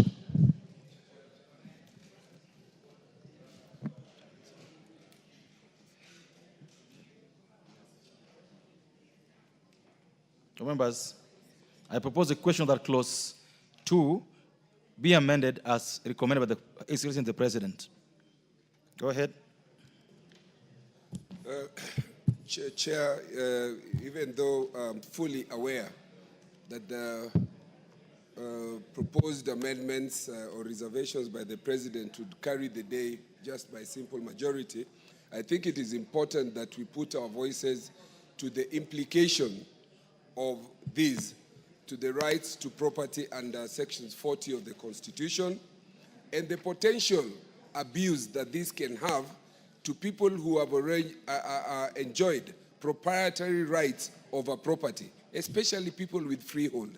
I think it is important that we consider the implication that this would also have on the economy itself, the banking industry where titles are held as security and collateral, and therefore, this amendment, the fact that we cannot raise 2/3, I think this House must be very cognizant of the implication that this would have to proprietary rights and to the economy and the industries. I would oppose it. Thank you. Member for Loima, you want to speak to this? Hello, members. I therefore put the question that clause 2 be amended as recommended by the President. Will as many other opinions say aye? Will as many other opinions say nay? The ayes have it.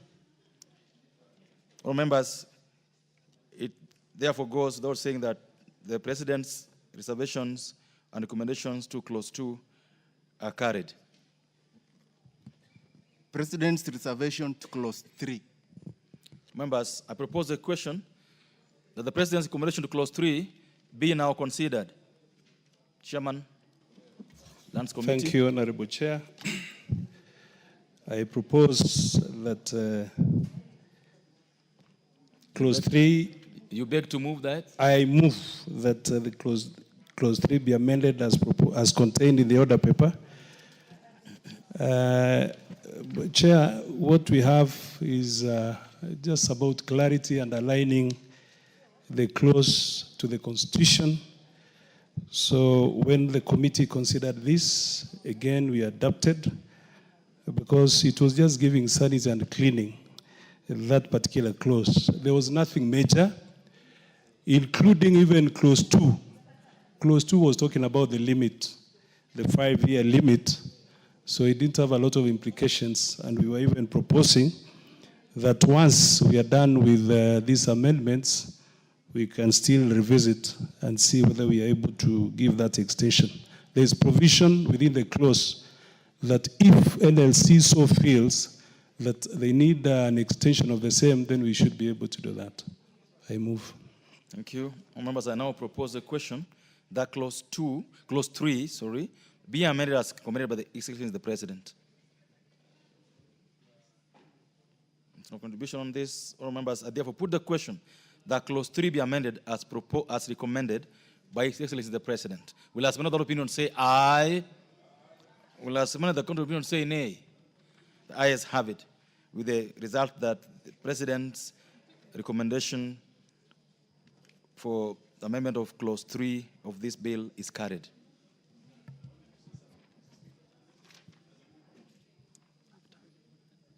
We already put the question, sir.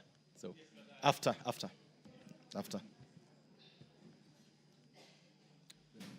Not now. You're gonna get a chance in the coming. So the mover, Honorable Nyamoko, you have to move for reporting the whole House. I'm sure you have the. Honorable Chairperson, I beg to move that the committee do report to the House its consideration. Obaya, are you not the mover of this bill? No, it's because you called me. Because Honorable Nyamoko is just the chair of Lands Committee. Yes. Now, this bill was moved by you, not so? Yes. So this is your opportunity to move for reporting. That's okay. Thank you, Honorable Speaker. Honorable Speaker, Chairman, Honorable Chair, I want to, say, let me move fast, then I say. Let me move fast. Let me move, yeah? Honorable Chairperson, I beg to move that the committee do report to the House its consideration of the President's reservations to the National Assembly Land Commission Amendment Bill, National Assembly Bill number 43 of 2023, and its approval thereof without amendment. Honorable Speaker, Honorable Chair, while we know the limitations we have as Parliament when dealing with presidential reservation, we respect that because it is constitutional, Honorable Speaker. But the amendments that have come in, Honorable Speaker, just like Honorable Oluoch was talking about, have certain implications both in law and constitutionality that, Honorable Speaker, we as a country we may run into some trouble, Honorable Speaker, as we move forward. While some of the amendments provide clarity and they're very good. For example, the amendments, Honorable Speaker, on the issue of publishing in the Gazette notice, which I agree, or the amendment on a person may register determination, because the National Lands Commission has had that problem, that a determination is done and then no action is taken because NLC will say, no, we need a court order on the same. But now we are providing clarity, and I thank the team that worked on this to say now, when a determination is done by National Lands Commission, the beneficiary of that determination can now go to court and register that determination, which I think is an improvement. Thank you, Major. Because for many times, you see, National Lands Commission determinations have been ignored, but this registering it gives it force of law, which is very important. Honorable Speaker, Chair, again, the Commission... You know very well, the Honorable Bayer. I understand, but allow me some latitude. This is not the stage to do that. Okay. You know that very well. So I beg to move, Honorable Speaker, thank you. That we do reporting to the House. Thank you. Thank you. Members, I now put the question, which is that the committee do report to the House its consideration of the President's reservations to the National Land Commission Amendment Bill, National Assembly Bill number 43 of 2023, and its approval thereof without amendments. Will as another opinion say aye? I'll ask the opinion say nay. Ayes have it.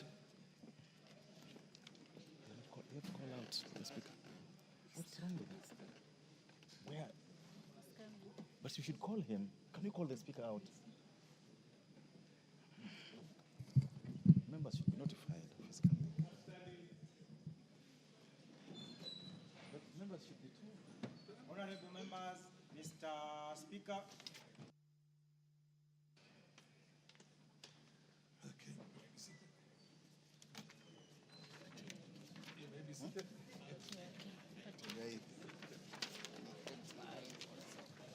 Just give him any other.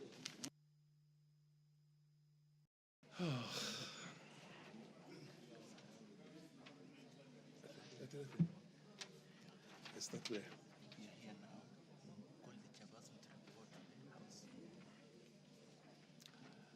I call upon the chairperson to report to the House.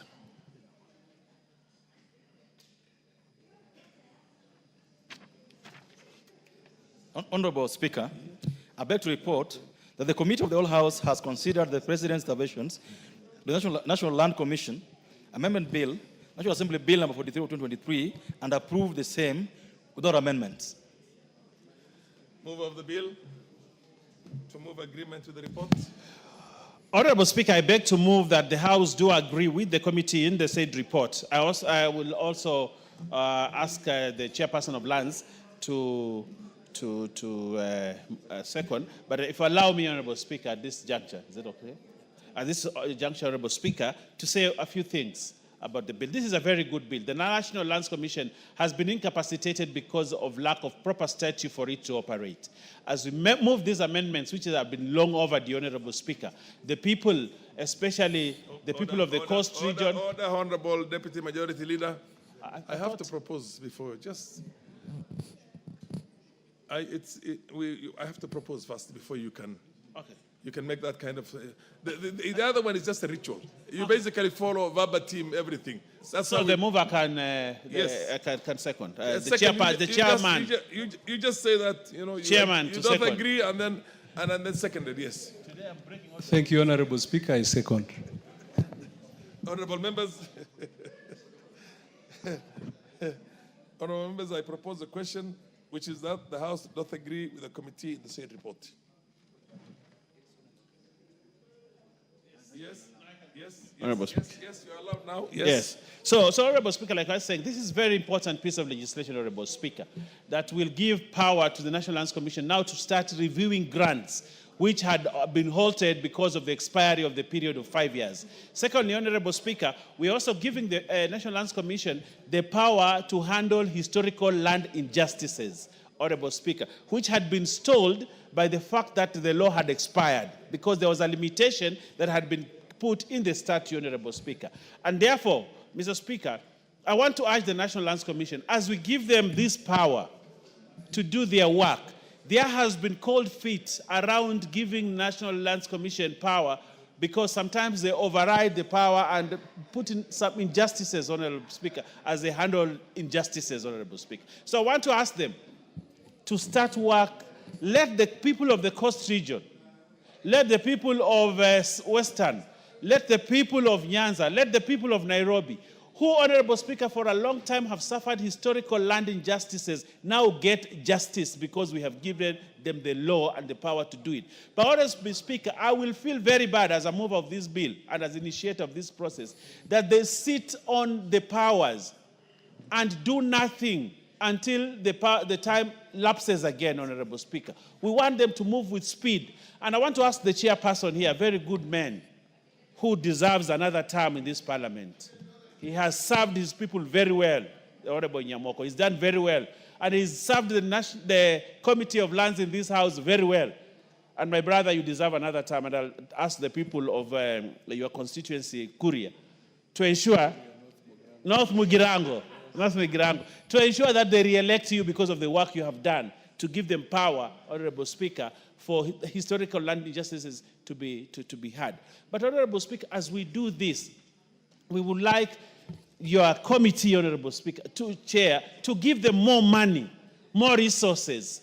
The fact that they have the power and the statute and the law on their side, Honorable Speaker, without funds, without money, they will do nothing.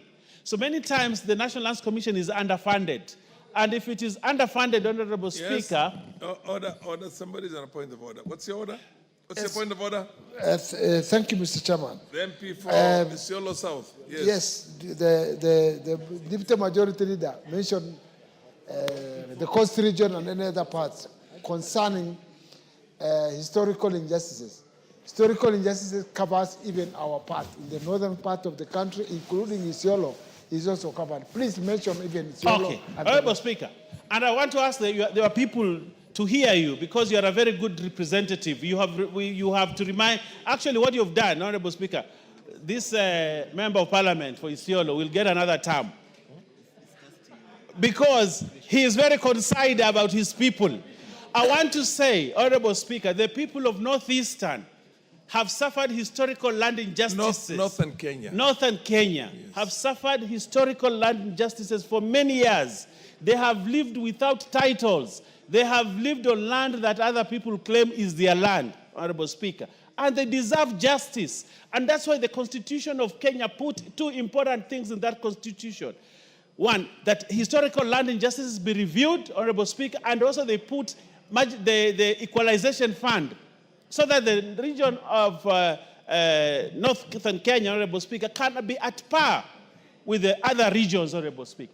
And if, Honorable Speaker, we do not handle the issue of land injustices, there is no way even equalization fund can bring equality. Land ownership and land tenure system, Honorable Speaker, is what we require first for us to advance our societies, our communities. And the people, of course, the people of Kilifi, the people of Kwale, the people of the northern Kenya can never take off as giants in the economic matters, Honorable Speaker, if they do not get land back. We fought for independence on this country for three things, Honorable Speaker: to get economic independence, to get political independence, but also to get back our lands, Honorable Speaker. That's why the war independence was important. But some regions, Honorable Speaker, got two things, got one thing only: political independence. But they have been denied economic independence and they've been denied their land. This law, Honorable Speaker, and I'm very passionate about this, is a precursor, is one big step towards ensuring that the reasons why we fought for independence in this country is achieved. And I am happy today that this 13th Parliament is midwifing this law, Honorable Speaker. And as we move, Honorable Speaker, on this matter, I want to say this. Although the presidential reservation, we support it because of the thresholds, constitutional. But there is one thing, while I will agree with it, but principally, Honorable Speaker, the Supreme Court ruled you cannot limit a right by virtue of time. A right is a right. If you are denied your right this year and you come and claim it 2050, it will still be a right. But what we have, but the presidential memorandum, Honorable, has introduced the aspect of time again, capping it at 5 years. So if something was done to me and I come to realize this was an injustice 10 years from now, what do we do? And the Supreme Court made a ruling, Honorable Speaker, that we cannot deny a right, somebody's right, by virtue that time has elapsed to lodge a complaint.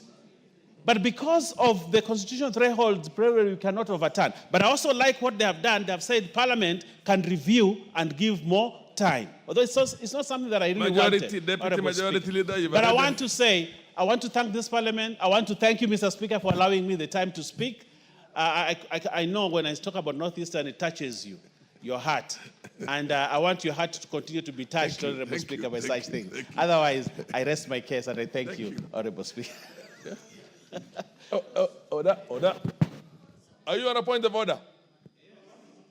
No. At this stage, it's allowed, yes, but only a small leeway. But if you insist, and you all want to be watched by your constituents back at home, I'll allow the Honorable, the Narok MP and Karole Omondi. Are you asking for yourself or are you asking for somebody else? Are you okay? Proceed, Honorable Oluoch, and then followed by Karoli, and then the MP for Narok. And honorable members, and please just take a minute. I know it's a very touchy issue. And that's why the chair is willing to give a certain leeway. And land is a very passionate thing in this country, and it rightfully is. But let's just take 1 minute all so that we can conclude this matter. And Speaker, I want to thank you Is for that Tandaza at that end there? Honorable Tandaza? Gatana, okay. Proceed, Lord. Thank you, Speaker, for allowing us the latitude to speak on this very emotive matter. And while I have no problem, absolutely, with Honorable Bayer and why we need to extend the time to deal with historical injustices, land injustices, my problem would be the expansionist nature in which the presidential memorandum has been crafted.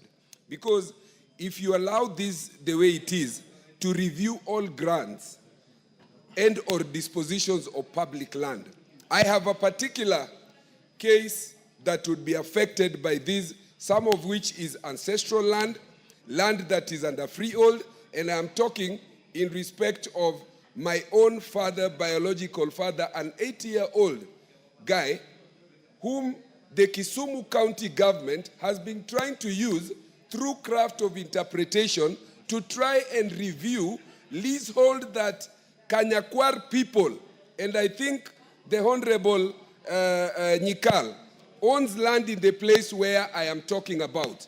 Land that has been ancestral, freehold, but which under craft of interpretation and expansionist way of looking at this may not be classified as dealing with historical injustices.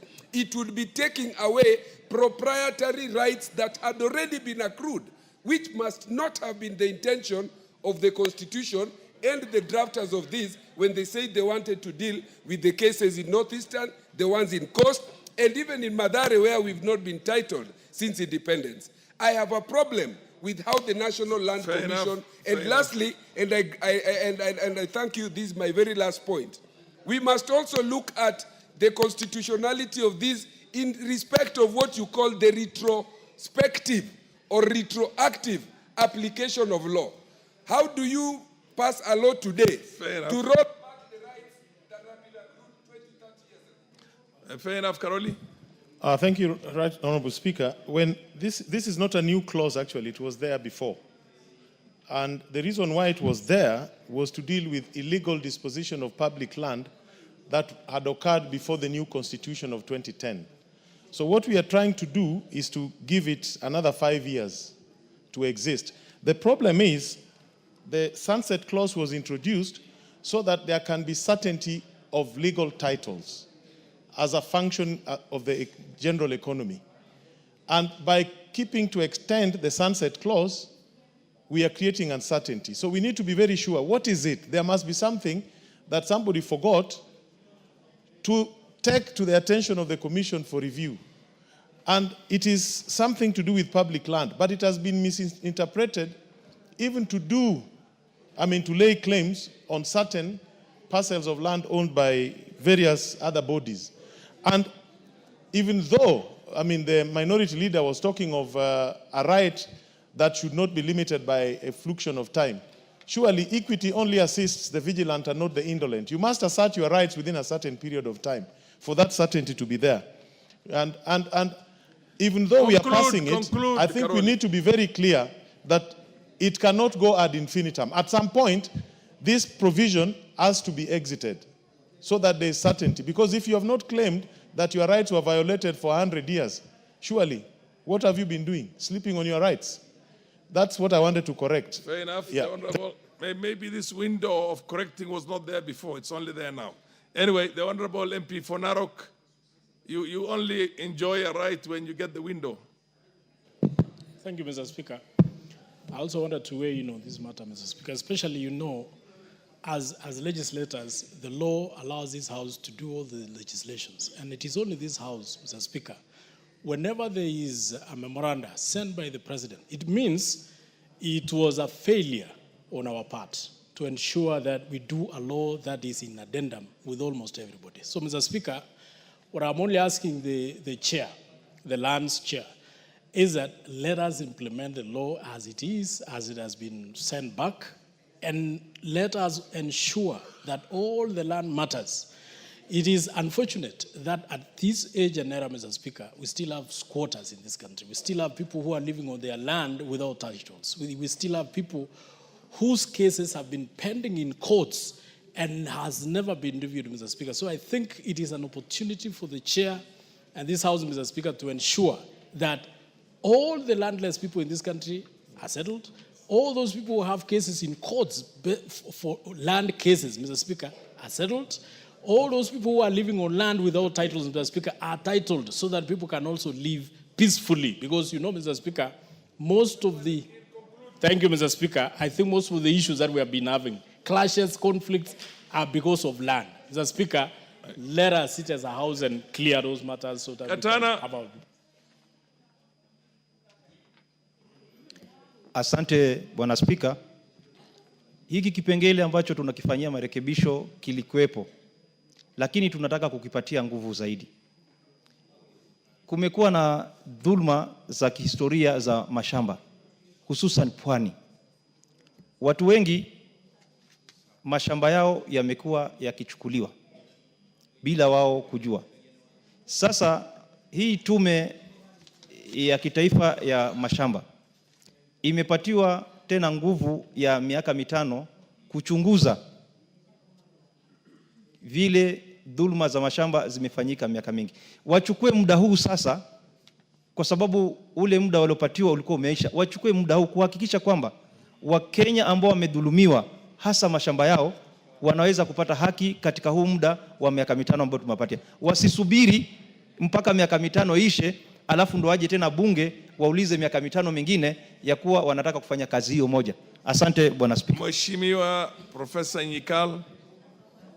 And then the very last one, the MP for Isiolo South. Thank you, Mr. Speaker. Mr. Speaker, this is not in reference to what Honorable Watch said, which is also a fact.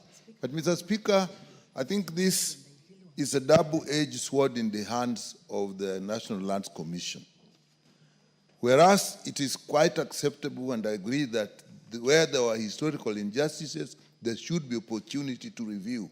But it also presents opportunity for abuse, where land that actually had been owned, the proprietary rights who have been there for years, now can be claimed back. And my concern, and I want to say this for the records, my concern are public institutions, particularly schools, police stations, and so on, where community members long time ago actually gave land for schools to be built, for police stations to be built, and other institutions and colleges. And now we have had cases where actually grandparents or grandchildren or grandchildren are now coming up to say that we were not consulted this land, this was the only land, and therefore as a family now we are landless, and this was given to the public. And now it's being used as such.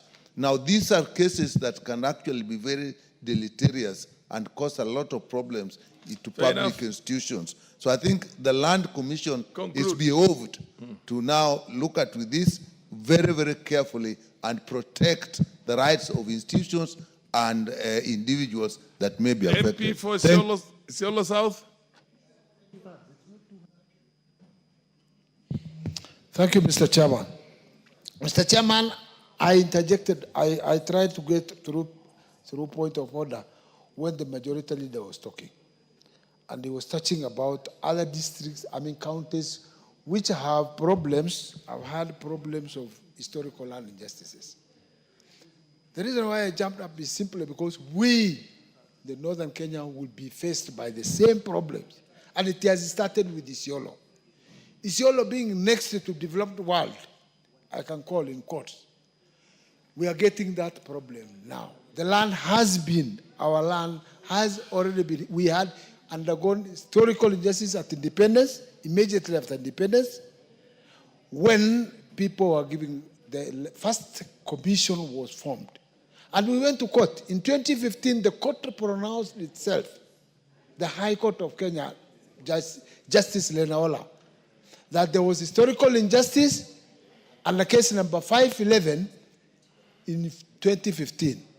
that that matter be referred to National Assembly to form a commission which will go and get that matter corrected. Up to today, nothing has come out. And today, and we were told that the time has lapsed. That is why I'm saying we are now getting a air of relief, so that the National Land Commission should now push for formation of a commission over that matter in Isiolo between us and Meru County. That is where we have, and it's a pending case, and the judge has announced themselves, and we could not go anywhere to get our matters pursued further than that, so that the historical injustice we suffered after 1963 can be taken care of. Fair enough. Yeah. Thank you. Very last one, Sarah Korere. Mheshimiwa Sarah Korere. Thank you, Please Speaker. give her the mic. Thank you, Speaker.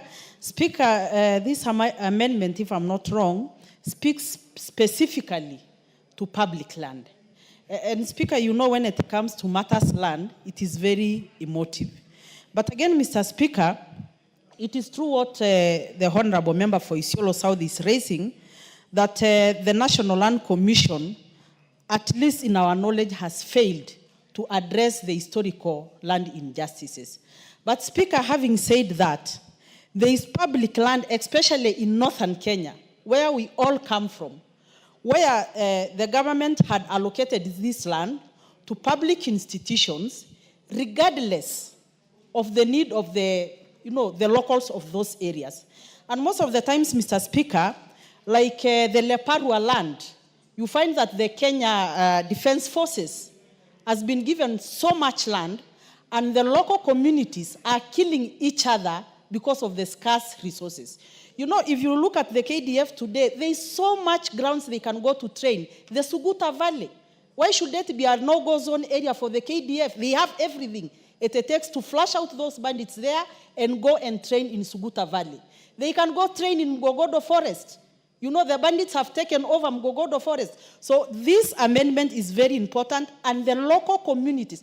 You know, Mr. Speaker, sir, if you look at Rumuruti today, there is so much public land in Rumuruti which the county government is using to dish out to their friends in Nairobi, in wherever, and the local communities who are there are still landless. So, Mr. Speaker, sir, I think this amendment will come in time, and the incoming National Lands Commission must do better than their predecessors. Thank you, Mr. Speaker. Matiang, you came late. What happened? Serious. 1 minute.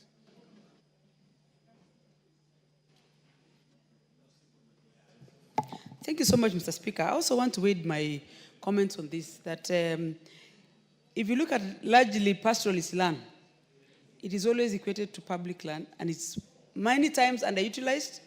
But if you look at the recommendation of the Commission, most people who live in those lands suffer a lot. In question, we have people who have lived in this land, mainly foreigners. Like in Baringo, for instance, at Laikipia, we have one tract of land owned by one Cookie Kuhlman. Sometimes it's historic, but the effect that always is brought to the community is so much. I think the Commission should do better in considering the realities of the day at the expense of the, rewarding and giving people land, or adjusting their recommendations and laws that might many times affect the people who are in those lands, and calling it public land. It's not public. It is always people's lands. Call public because probably it's not owned privately. Thank you, Mr. Speaker. Okay. Honorable members, I now put the question, which is that the House do agree with the committee in the said report. Will as many as the opinion say aye? Aye. As many as the contrary opinion say nay? The ayes have it.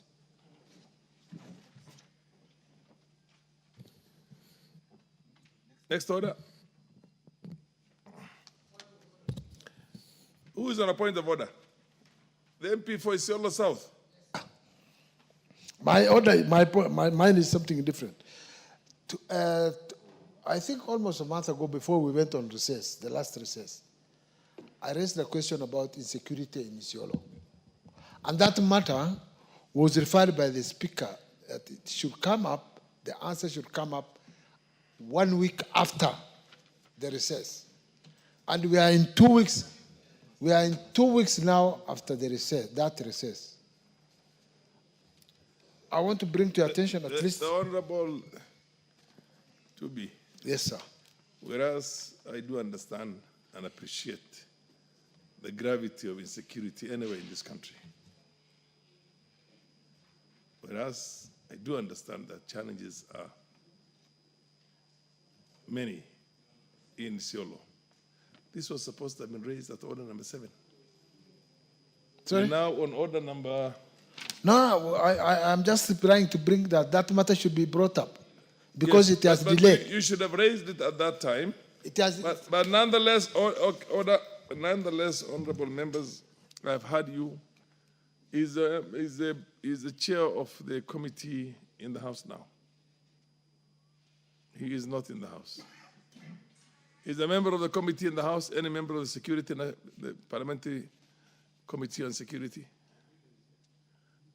Is any of the leadership of the House here?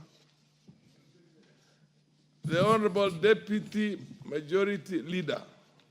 Yes, sir. When do we have that statement? Let me Could promise you say you. as early as tomorrow? Tomorrow, I may not vouch for tomorrow, but before we go on recess, you'll have your report. Order. Honorable Baya Owen, people who are dying cannot sit back and wait for recess. Recess is when? Recess is Tuesday. The next Tuesday. Thursday. This Thursday. So we only have tomorrow and Thursday. Honorable Oyambaya, I direct that you look for a chairman of the committee and let's have this answer tomorrow, the very latest in the afternoon. If you can get it in the morning, so much the better. Much obliged, my speaker. Thank you. Next order.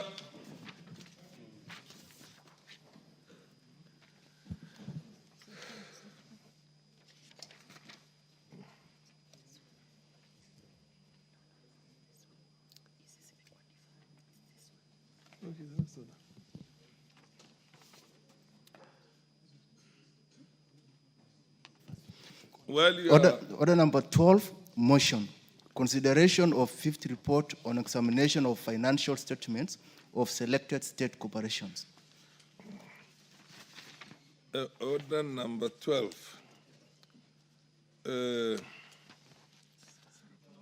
Order number 12, Chairperson, Public Investment Committee on Social Services, Administration and Agriculture. I do understand that he has communicated to the clerk's table that this matter be deferred to an appropriate date in the future when he'll be in a position to prosecute it. Next order. Order number 13, the Computer Misuse and Cyber Crimes Amendment Bill, National Assembly number 41 of 2024. Second reading. The Honorable Aden Mohammed, MP.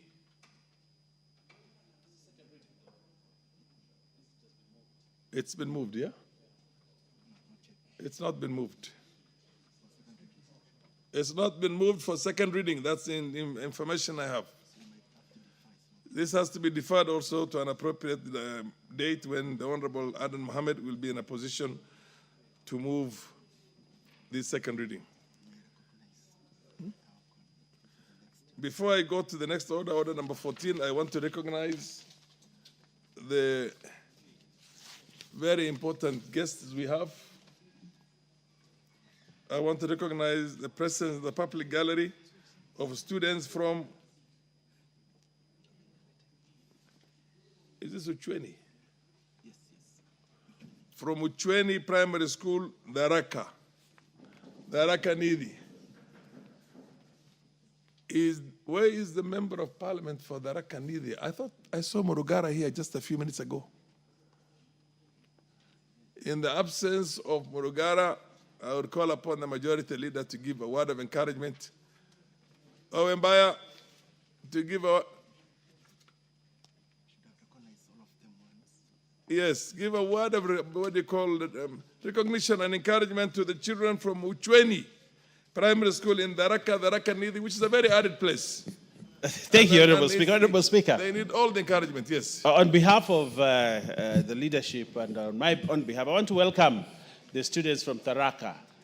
I welcome you to the chamber of the National Assembly, these hallowed grounds, this august house, Honorable Speaker, and also to welcome you to the National Assembly. It's the public gallery. You face this side. Yes, to the National Assembly, Honorable Speaker.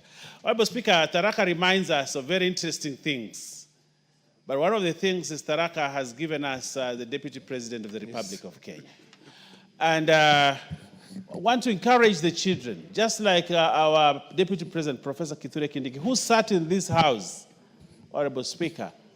We look forward, Honorable Speaker, to you one day coming to this chamber, work hard on your studies, play smart, do your best, and become glowing and very successful people out there in life after high school and after school. Excellent. Speaker. But I also want to remind that the beauty of Tharaka is that they always give us the last results, and those results form government. And therefore, you're very, very special people, the people of Tharaka. You're most welcome to this. I also want to recognize the presence of students from Gashiongo Primary Junior School in Tharaka. Another Tharaka, today is a Tharaka Day. And then Michesethiu Primary School and Junior School from Bere North in Embu. And Chengalo Chereber School from Kesses in Wasingishu. Now, I am looking for a lady to give those words of encouragement. And under circumstances, I think you proceed, Honorable. Chamatian. Give her the mic. I'll give that school. The other one is in the Speaker's Gallery, but that will be done by somebody else. And I'll call on the MP for Imirua Dikir. Thank you so much, Mr. Speaker. I also want to take the opportunity to welcome all the students and pupils in the gallery, public and the Speaker's gallery to this august house. I want to tell them that everything is possible, you work hard, and success is very intentional. Everything you do today in school, at home, is going to reflect the future of your life. As you go back to school, make sure you always give it to your best. Otherwise, I want to say welcome and enjoy your time in Parliament, ask questions if you get opportunity, and learn more. Thank you so much. Finally, in the Speaker's Gallery, and hopefully one of the speakers in the future will come from the students who are sitting right now in the Speaker's Gallery from Eldoret Achiever School from Kapseret in Wasingishu. Can you applaud you know how to applaud in Parliament?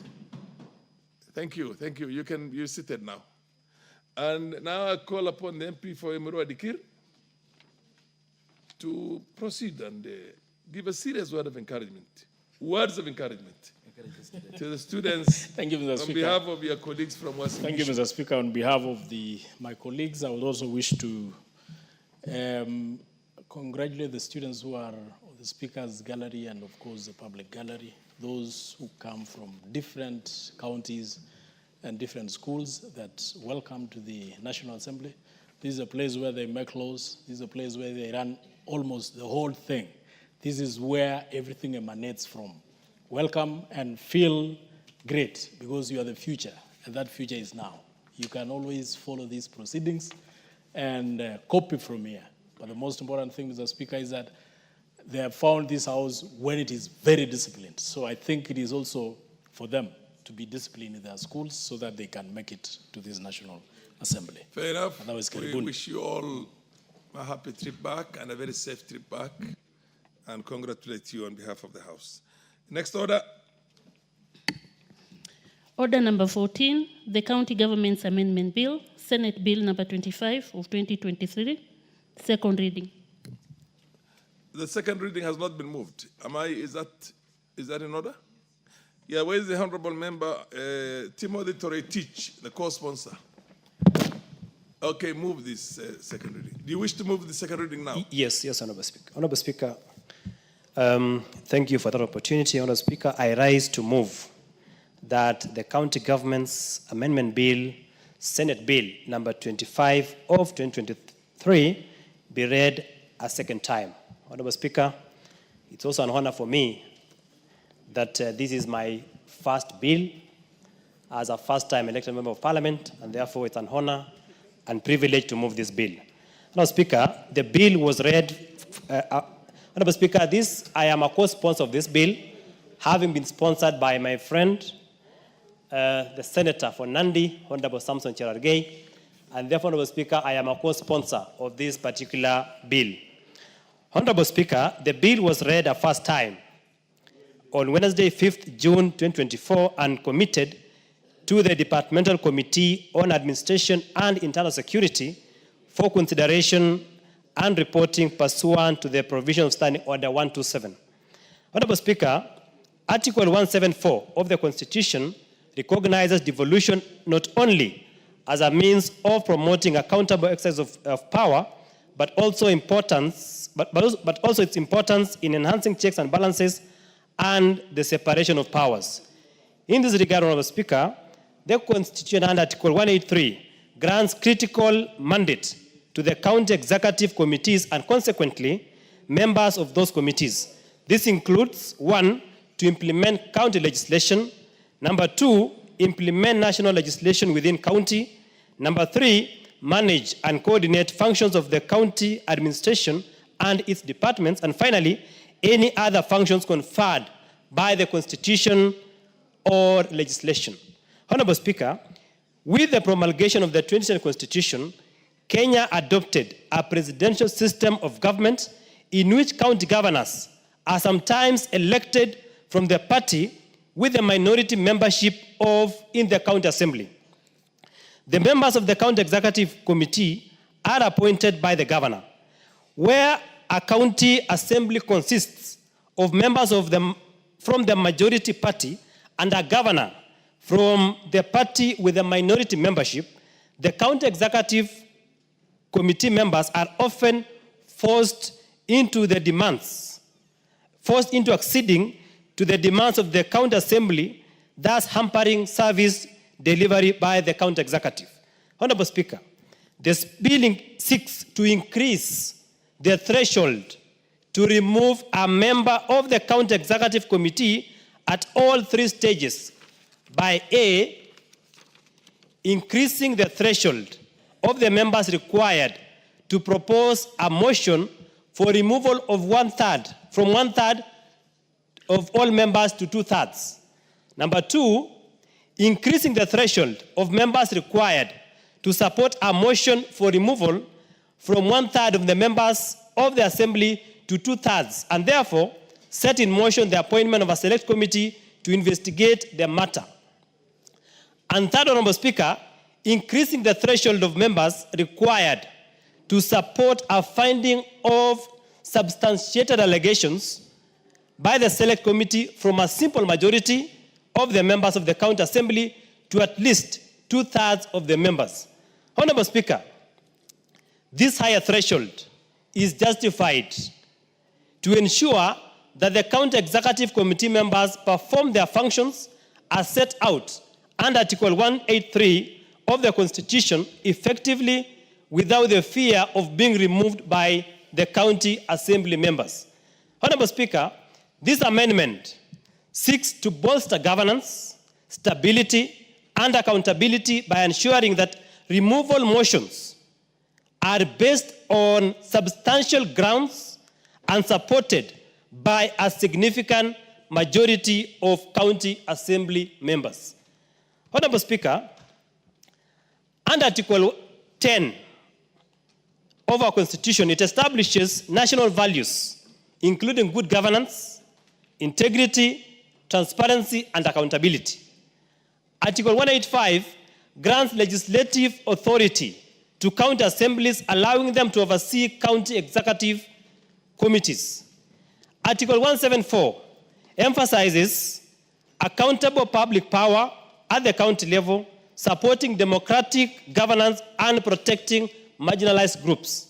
Honorable Speaker, further, Section 40 of the County Governments Act, which we are now proposing to amend, details the removal process for county executive committee members.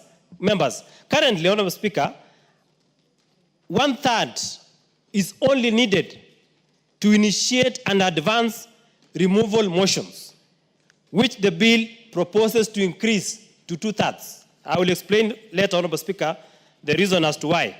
Honorable Speaker, one is by increasing, we shall ensure there's accountability and prevent frivolous and vexatious motions. In what manner, Honorable Speaker? One, raising the threshold from 1/3 to 2/3 ensures that removal motions are grounded on serious, substantiated reasons, preventing frivolous or politically motivated actions. This also aligns to Article 47, which guarantees fair administrative action that is lawful, reasonable, and procedurally fair. Honorable Speaker, the current law threshold of 1/3 undermines due process as outlined in Article 47 of the Constitution by allowing motions with insufficient backing, leading to potential unjust removals driven by personal or political motives. Article 236, Honorable Speaker, of our Constitution protects public officers from dismissal without due process. A higher threshold mitigates political pressures and upholds the right to fair administrative action, aligning with constitutional principles. Honorable Speaker, if you compare what we are proposing with what we currently have, the national standards, the bill's proposed threshold is consistent with the removal process of cabinet secretaries under Article 152, which requires 1/4 of National Assembly members to initiate and a majority to remove. This consistency ensures rigorous standards for both national and county governments. Honorable Speaker, but given the localized and politically charged nature of county assemblies, a higher threshold is justified to prevent manipulation. Honorable Speaker, I want to cite a case example from one of the county assemblies in this country. That is, I want to give an example of Elgeyo Marakwet County Assembly, Honorable Speaker, which has 30 members of county assembly, MCS. Under the current law, which is 1/3, only 10 members out of the 30 are needed to propose a motion, and a simple majority of 16 is needed to pass it. Honorable Speaker, with the proposed amendment of 2/3, it will therefore mean that for that county assembly to remove that governor or to initiate the process of removal, 20 MCAs will be required to propose and pass the motion, and this ensures broader consensus and reduces the risk of politically motivated removals. Honorable Speaker, I have given an example of a county X, which has 30 MCAs. What the current law says is you only need 1/3 to initiate the process. 1/3 of 30, Honorable Speaker, is 10. What I'm proposing, so that we avoid manipulation of governors, we increase to 2/3, which in that county X becomes now 20 instead of 10. Honorable Speaker, someone has given an argument that, but the national law, our constitution in terms of removal of our CS is 1/4. Honorable Speaker, the argument is the National Assembly has 349 members, and therefore will require a larger support base for similar motions, mitigating local political pressures. County assemblies with fewer members are more susceptible to political maneuvering, necessitating a higher threshold for fairness and stability. Honorable Speaker, currently to remove a CS, to initiate, the number is 1/4. So 1/4 is 88. That one has a higher political base and even political affiliation in terms of party compared to fewer numbers in our county assemblies. Honorable Speaker, what is the justification on localized politics? Justification based on localized politics to prevent local political manipulation. County assemblies operate in localized political environments where personal rivalries can influence decision making. A higher threshold, therefore, reduces the risk of removals based on local politics rather than genuine governance issues. It also enhances stability and governance in the following manner: that a higher threshold ensures removal motions are supported by a significant majority, fostering stability within county governments, and this stability is essential for effective governance and the successful implementation of development projects. Honorable Speaker, from a judicial perspective, the Court of Appeal has opined on this matter in the following manner. The Court of Appeal has emphasized the need for procedural fairness and substantial grounds in the removal of public officers.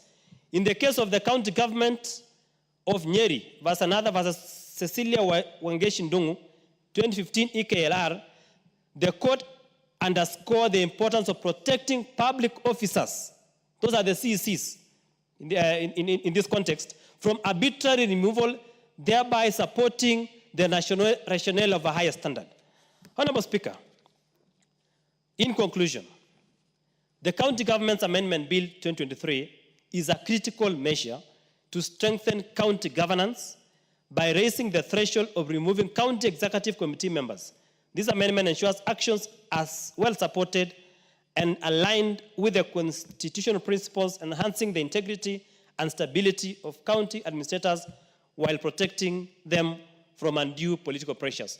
Honorable Speaker, in a nutshell, what this bill seeks, the County Government's Amendment Bill, the Senate bill, seeks to increase the threshold of impeaching a county executive committee member from the current a third to 2/3.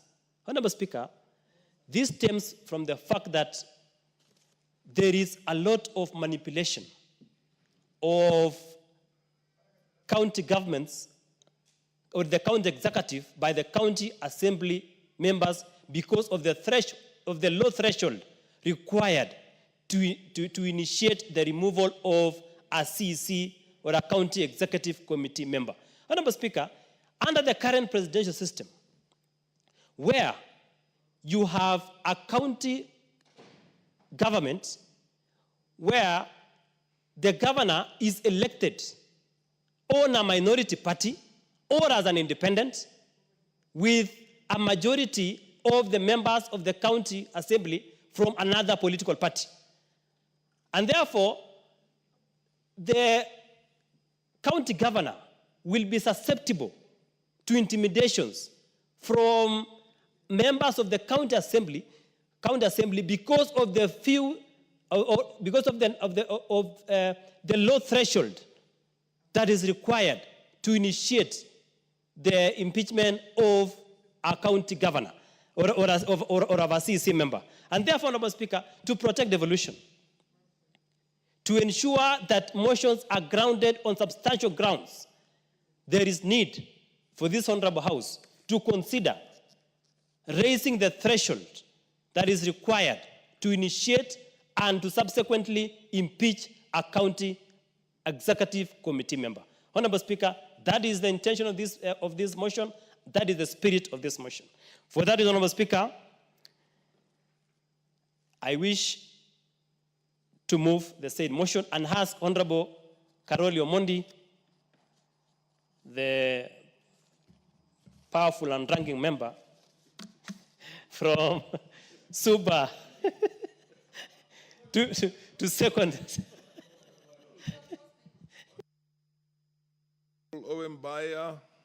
Well, I have high regards to Honorable Karoli Omondi. High regards. He's a good legislator. He makes good law. He sits in the chamber. Does a good job. And his people elected well. But he does not qualify.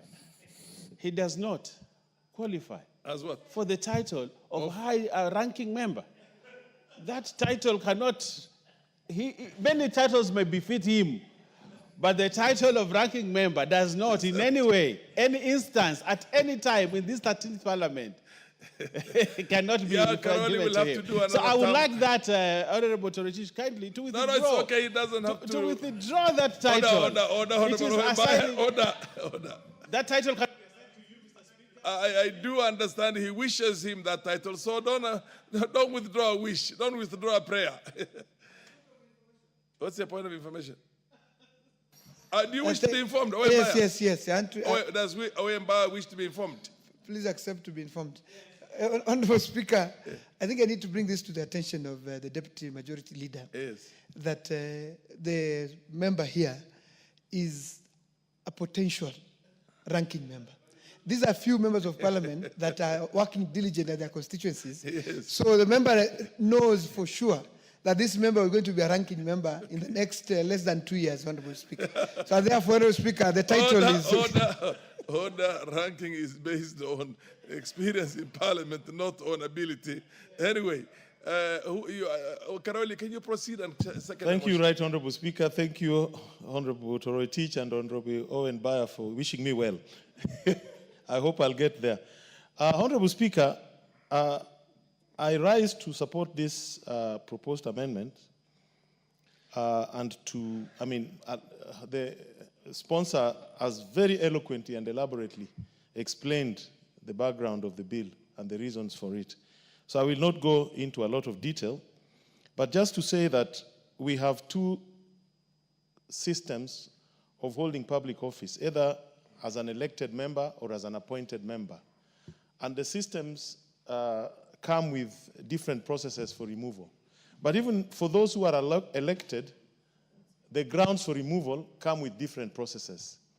And I think there are reasons for this. One of which is that the will of the people must be respected at all times. Because if you want to impeach a president or a governor, you are basically overturning the will of the people.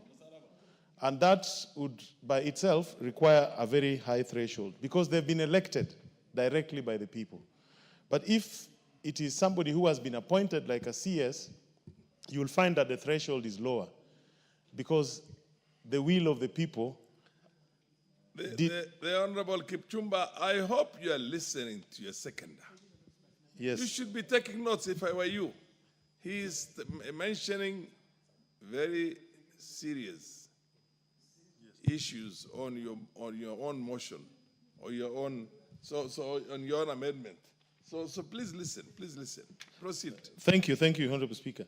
Secondly, under our Constitution, we can be elected as members of a political party or as an independent candidates. Yet, if you get into office as a governor, as an independent candidate, or if your party happens to be the minority party within your county assembly, you are most likely exposed to extortion, manipulation, from what we have seen. And it is important that we give some protection to governors who, by the will of the people, are elected to office, either as independents or as members of minority parties. So to avoid issues of abuse of power by those in charge. Under our Constitution, you will realize that the president can be impeached through two processes. One for incapacity, which has its own set of rules. Under incapacity, the motion to remove the president for incapacity just need to be supported by 1/4 of all the members of the National Assembly. And that motion will be supported by a simple majority and it will pass. Yet, when it is impeachment, the motion should be supported by 1/3 of the members at initiation, and for its approval, 2/3 of the members, both at Senate and the National Assembly, have to approve it. So it is a higher threshold. Yet, this protection is not extended to the governors. And I think we should also give the governors the protection that at the moment of impeachment, at least 2/3 of the members should approve their impeachment, just like it happens with the president. Because both the governor and the president enjoy universal suffrage. They've been elected directly by the people to their offices. So that I fully support. If you look at our Constitution, removing a CS, to initiate a motion against a CS because they are appointed and not elected, is just 1/4 of the members. and it is by simple majority. Yet we are also applying the same standard to elected governors, which I think would be a very low threshold to allow simple majority of the MCAs to impeach a governor. We should give the same protection to governors as we give the president, so that those who happen to have been elected either as independents or as members of a minority party enjoy the same protection under the Constitution. I support, Right Honorable Speaker. Thank you. You support with amendments? Yes. You seconded with amendments? I second. With amendments. Absolutely. Now propose the question. Honorable members, I now propose the question that the County Government's Amendment Bill, Senate Bill number 25 of 2023, be now read a second time. Yes, Honorable Bayer Owen. Honorable Speaker, thank you for giving me this opportunity to support my friend Terry Teach. I think this is one of those fasts where I actually stand to support Terry Teach. You know, he's a very nice member of parliament, sometimes very controversial. But on this one, I support him. This one, I support him. Honorable Speaker, for devolution to be properly anchored in this country, we must bring stability in the offices. What we have, Honorable Speaker, is that certain counties have been very unstable, destabilized, Honorable Speaker, because of certain things, certain political undertones that want to ruin the devolution that we set up in the Constitution. Honorable Speaker, I have a case in mind. When Professor Kivutha Kibwana was governor of Makueni, we had the first attempt at dissolution of a county assembly because of infighting within the county assembly, which were actually baseless, apart from just interests of particular people. But because the threshold to move a motion as such was low, the people of Makueni almost lost the good professor as governor. But when he was given an opportunity to serve his full term, we saw what Professor Kivutha Kibwana did in Makueni. But imagine, Honorable Speaker, if Professor Kibwana had not taken the bold step to request for the dissolution of the county assembly, we would have lost him to just mandarins of impunity who are running around to want Professor to bend to their side. But Professor stood by his principle. Honorable Speaker, right now we have a case in Kericho where the members of county assembly are hell-bent to remove the governor, whether he has issues or not. But because of the provisions of statute, that the threshold is low, it is actually possible for them to remove the governor of Kericho.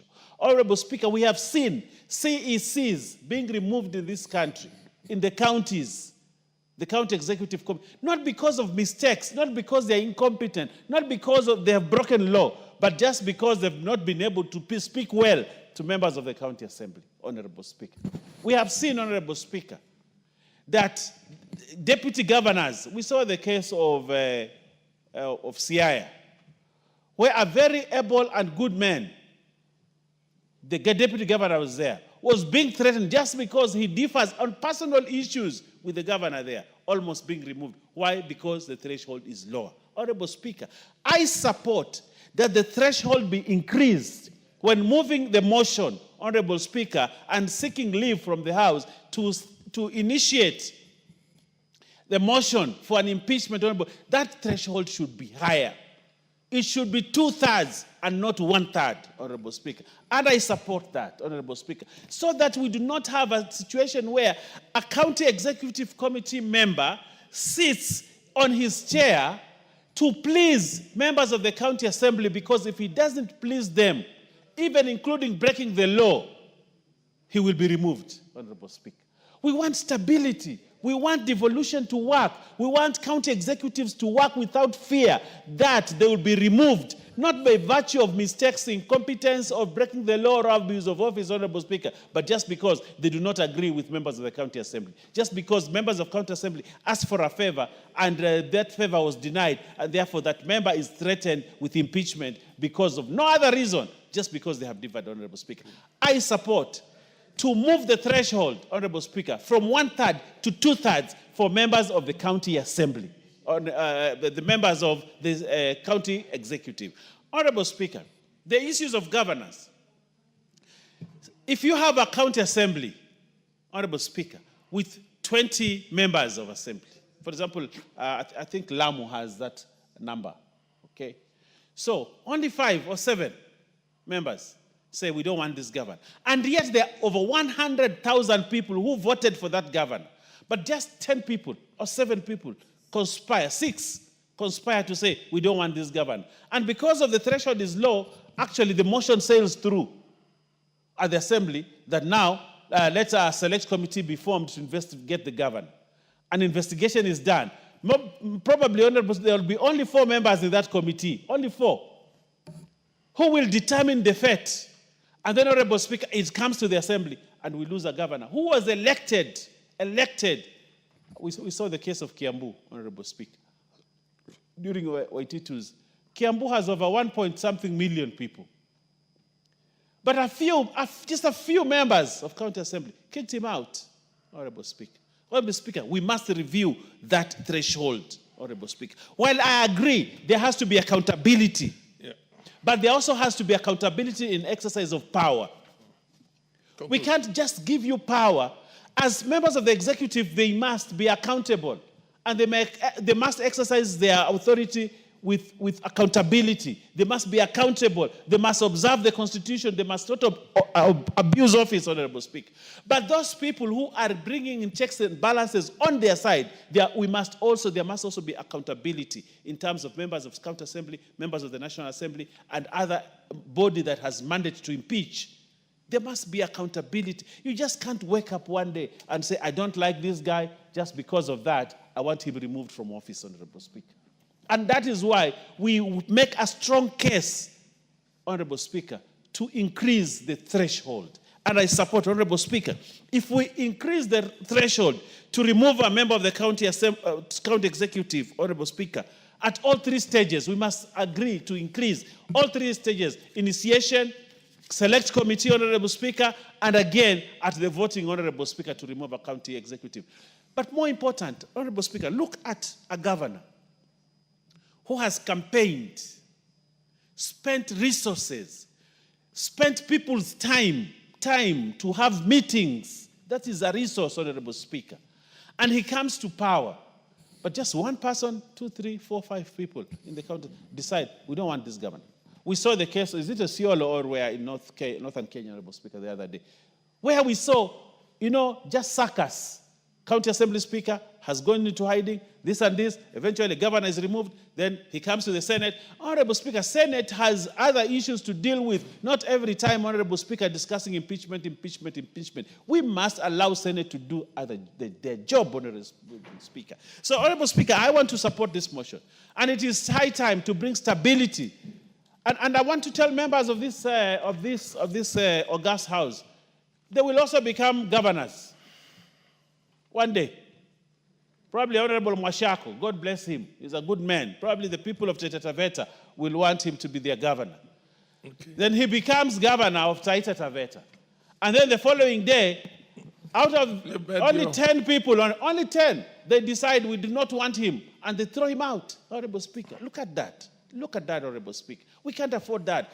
What I vouch for, Honorable Speaker, is stability in the county government. If there's stability in the county governments, governors will work without being distracted, CECs will work without being distracted, and we will see better fruits of devolution, Honorable Speaker. For that, I support this motion, and it is time we pass it as fast as possible, Honorable Speaker, so that we have consensus and bring stability, Honorable Speaker. I thank you, Honorable Speaker. Matiang. Once again, thank you, Mr. Speaker, for giving me this opportunity to add my words on this very important bill. And I want to thank my colleague, Honorable Toroitich. Honorable Baya has said that he's a bit controversial. I think he's one of the most liberal minds we have in this floor of this parliament. Mr. Speaker, going through this amendments bill of 2023, I also want to take the opportunity and add my voice by saying that The drafters of the Constitution gave us a lot of gap, specifically on county governments. We are doing almost 20 years down, and we have lost most of the gains as much as progress in most of the counties of Kenya today. If you go to my county, for instance, in Baringo, if people are to be given another opportunity, they would probably want to vote out the county government, not only MCS. But because we decided through the Constitution 2010 that we are going to give this country a fragmented county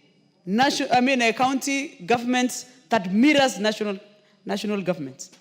This means that we have taken all the resources and spread it so thin that we are not able to make things work.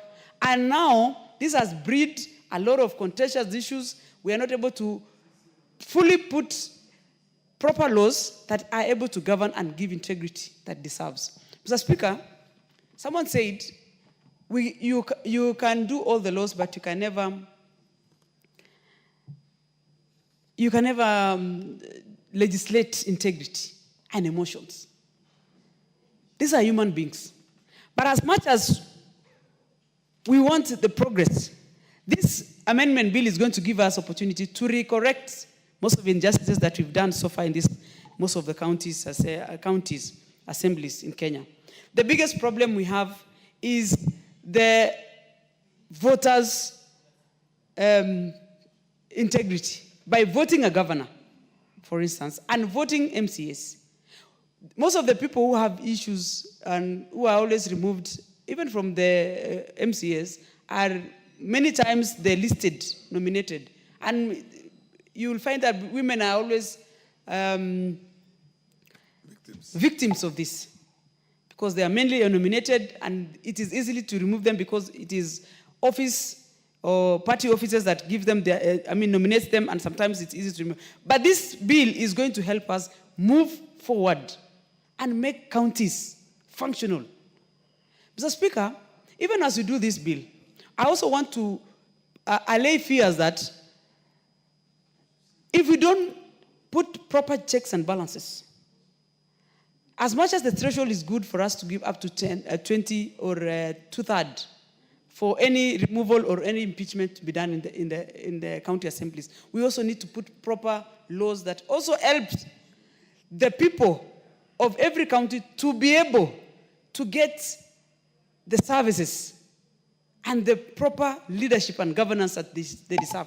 For instance, in terms of resource utilization, whether the governor of the said county is able to sit down and work properly with the members of parliament, without members of county assembly, without necessarily, creating a lot of chaos. Because we also have all these problems created within the counties because it is a local arrangement. It's a local vote.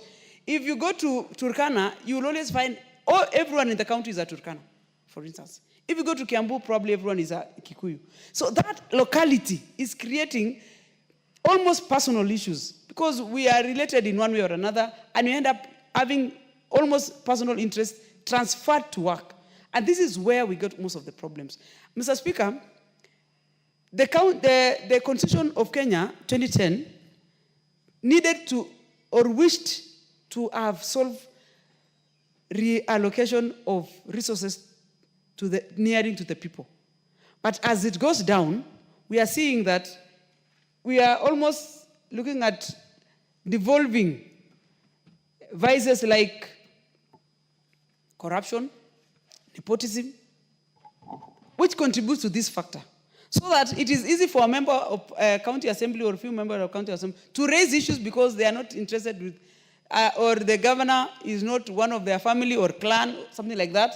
And all these factors, it also should, and I will probably want to ask my colleague, add more other reasons why we have a lot of instability in the county assemblies and county governments. Mr. Speaker, I want to also say this process is going to give us opportunity as a country to grow, and we will want to see this amendment giving us reasons why we should embrace the county government better. And for that reason, Mr. Speaker, I want to say I am fully support my colleague so that we have a better Kenya for all of us tomorrow. Thank you, Mr. Speaker. The MP for Wundanyi.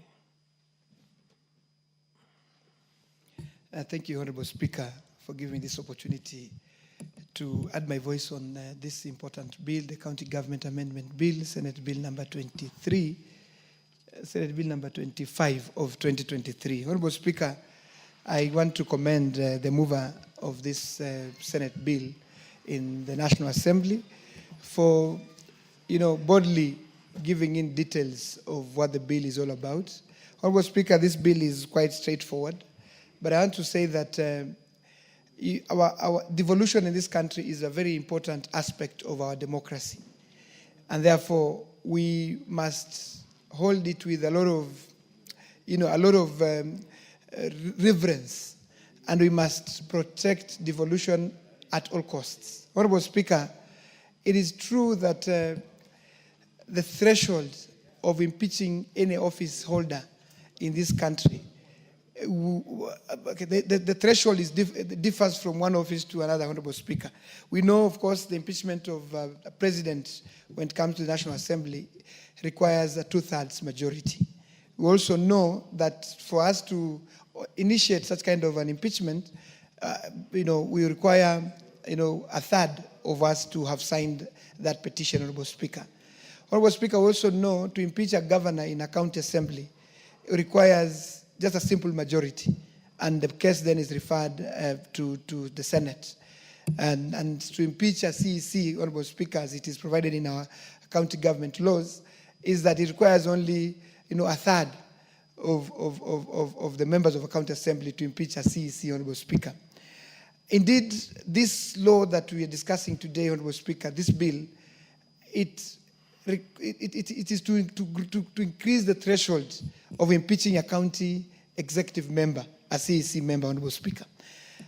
A CEC, Honorable Speaker, is on the same standing with a CS when it comes to the national government, Honorable Speaker.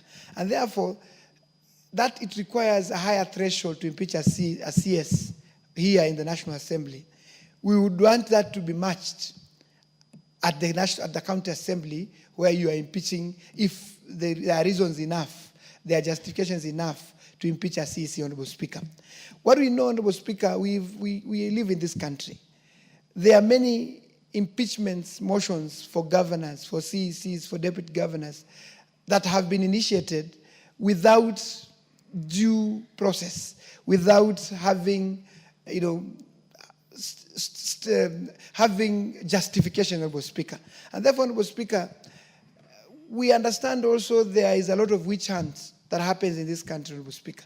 Sometimes we may differ with the governor, and maybe because the governor appears to be, appears to be strong and to have a big political following, you'd target to rock the boat by trying to impeach a CEC, Honorable Speaker.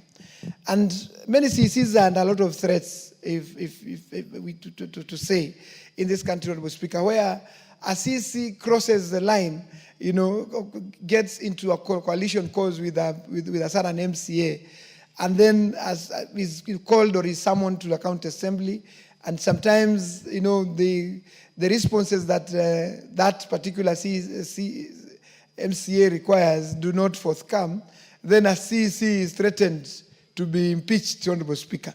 And therefore, because the threshold is too low, it becomes almost a reality. If as one MCA can marshal a few of their colleagues, a CEC can be sent home just because of witch hunt, just because of unjustifiable reasons, Honorable Speaker. And therefore, I want to support this bill, Honorable Speaker. Okay. Because it creates an environment that for you to start off an impeachment discussion in a county assembly, you must have, reasons beyond doubt that CEC, that governor, that deputy governor, has violated either, the fundamentals of our constitutions, or the constitution, or he has committed, crimes. He has committed issues that are, are beyond what governance is all about, Honorable Speaker. And therefore, Honorable Speaker, I stand to support this bill in the manner that let's protect devolution. Let's also give strength to the institution.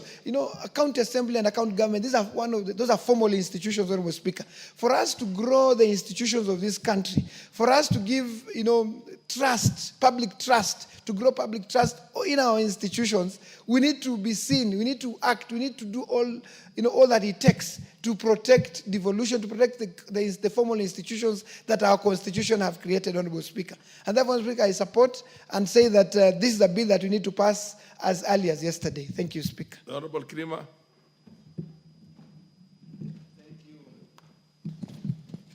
Thank you, Mr. Speaker.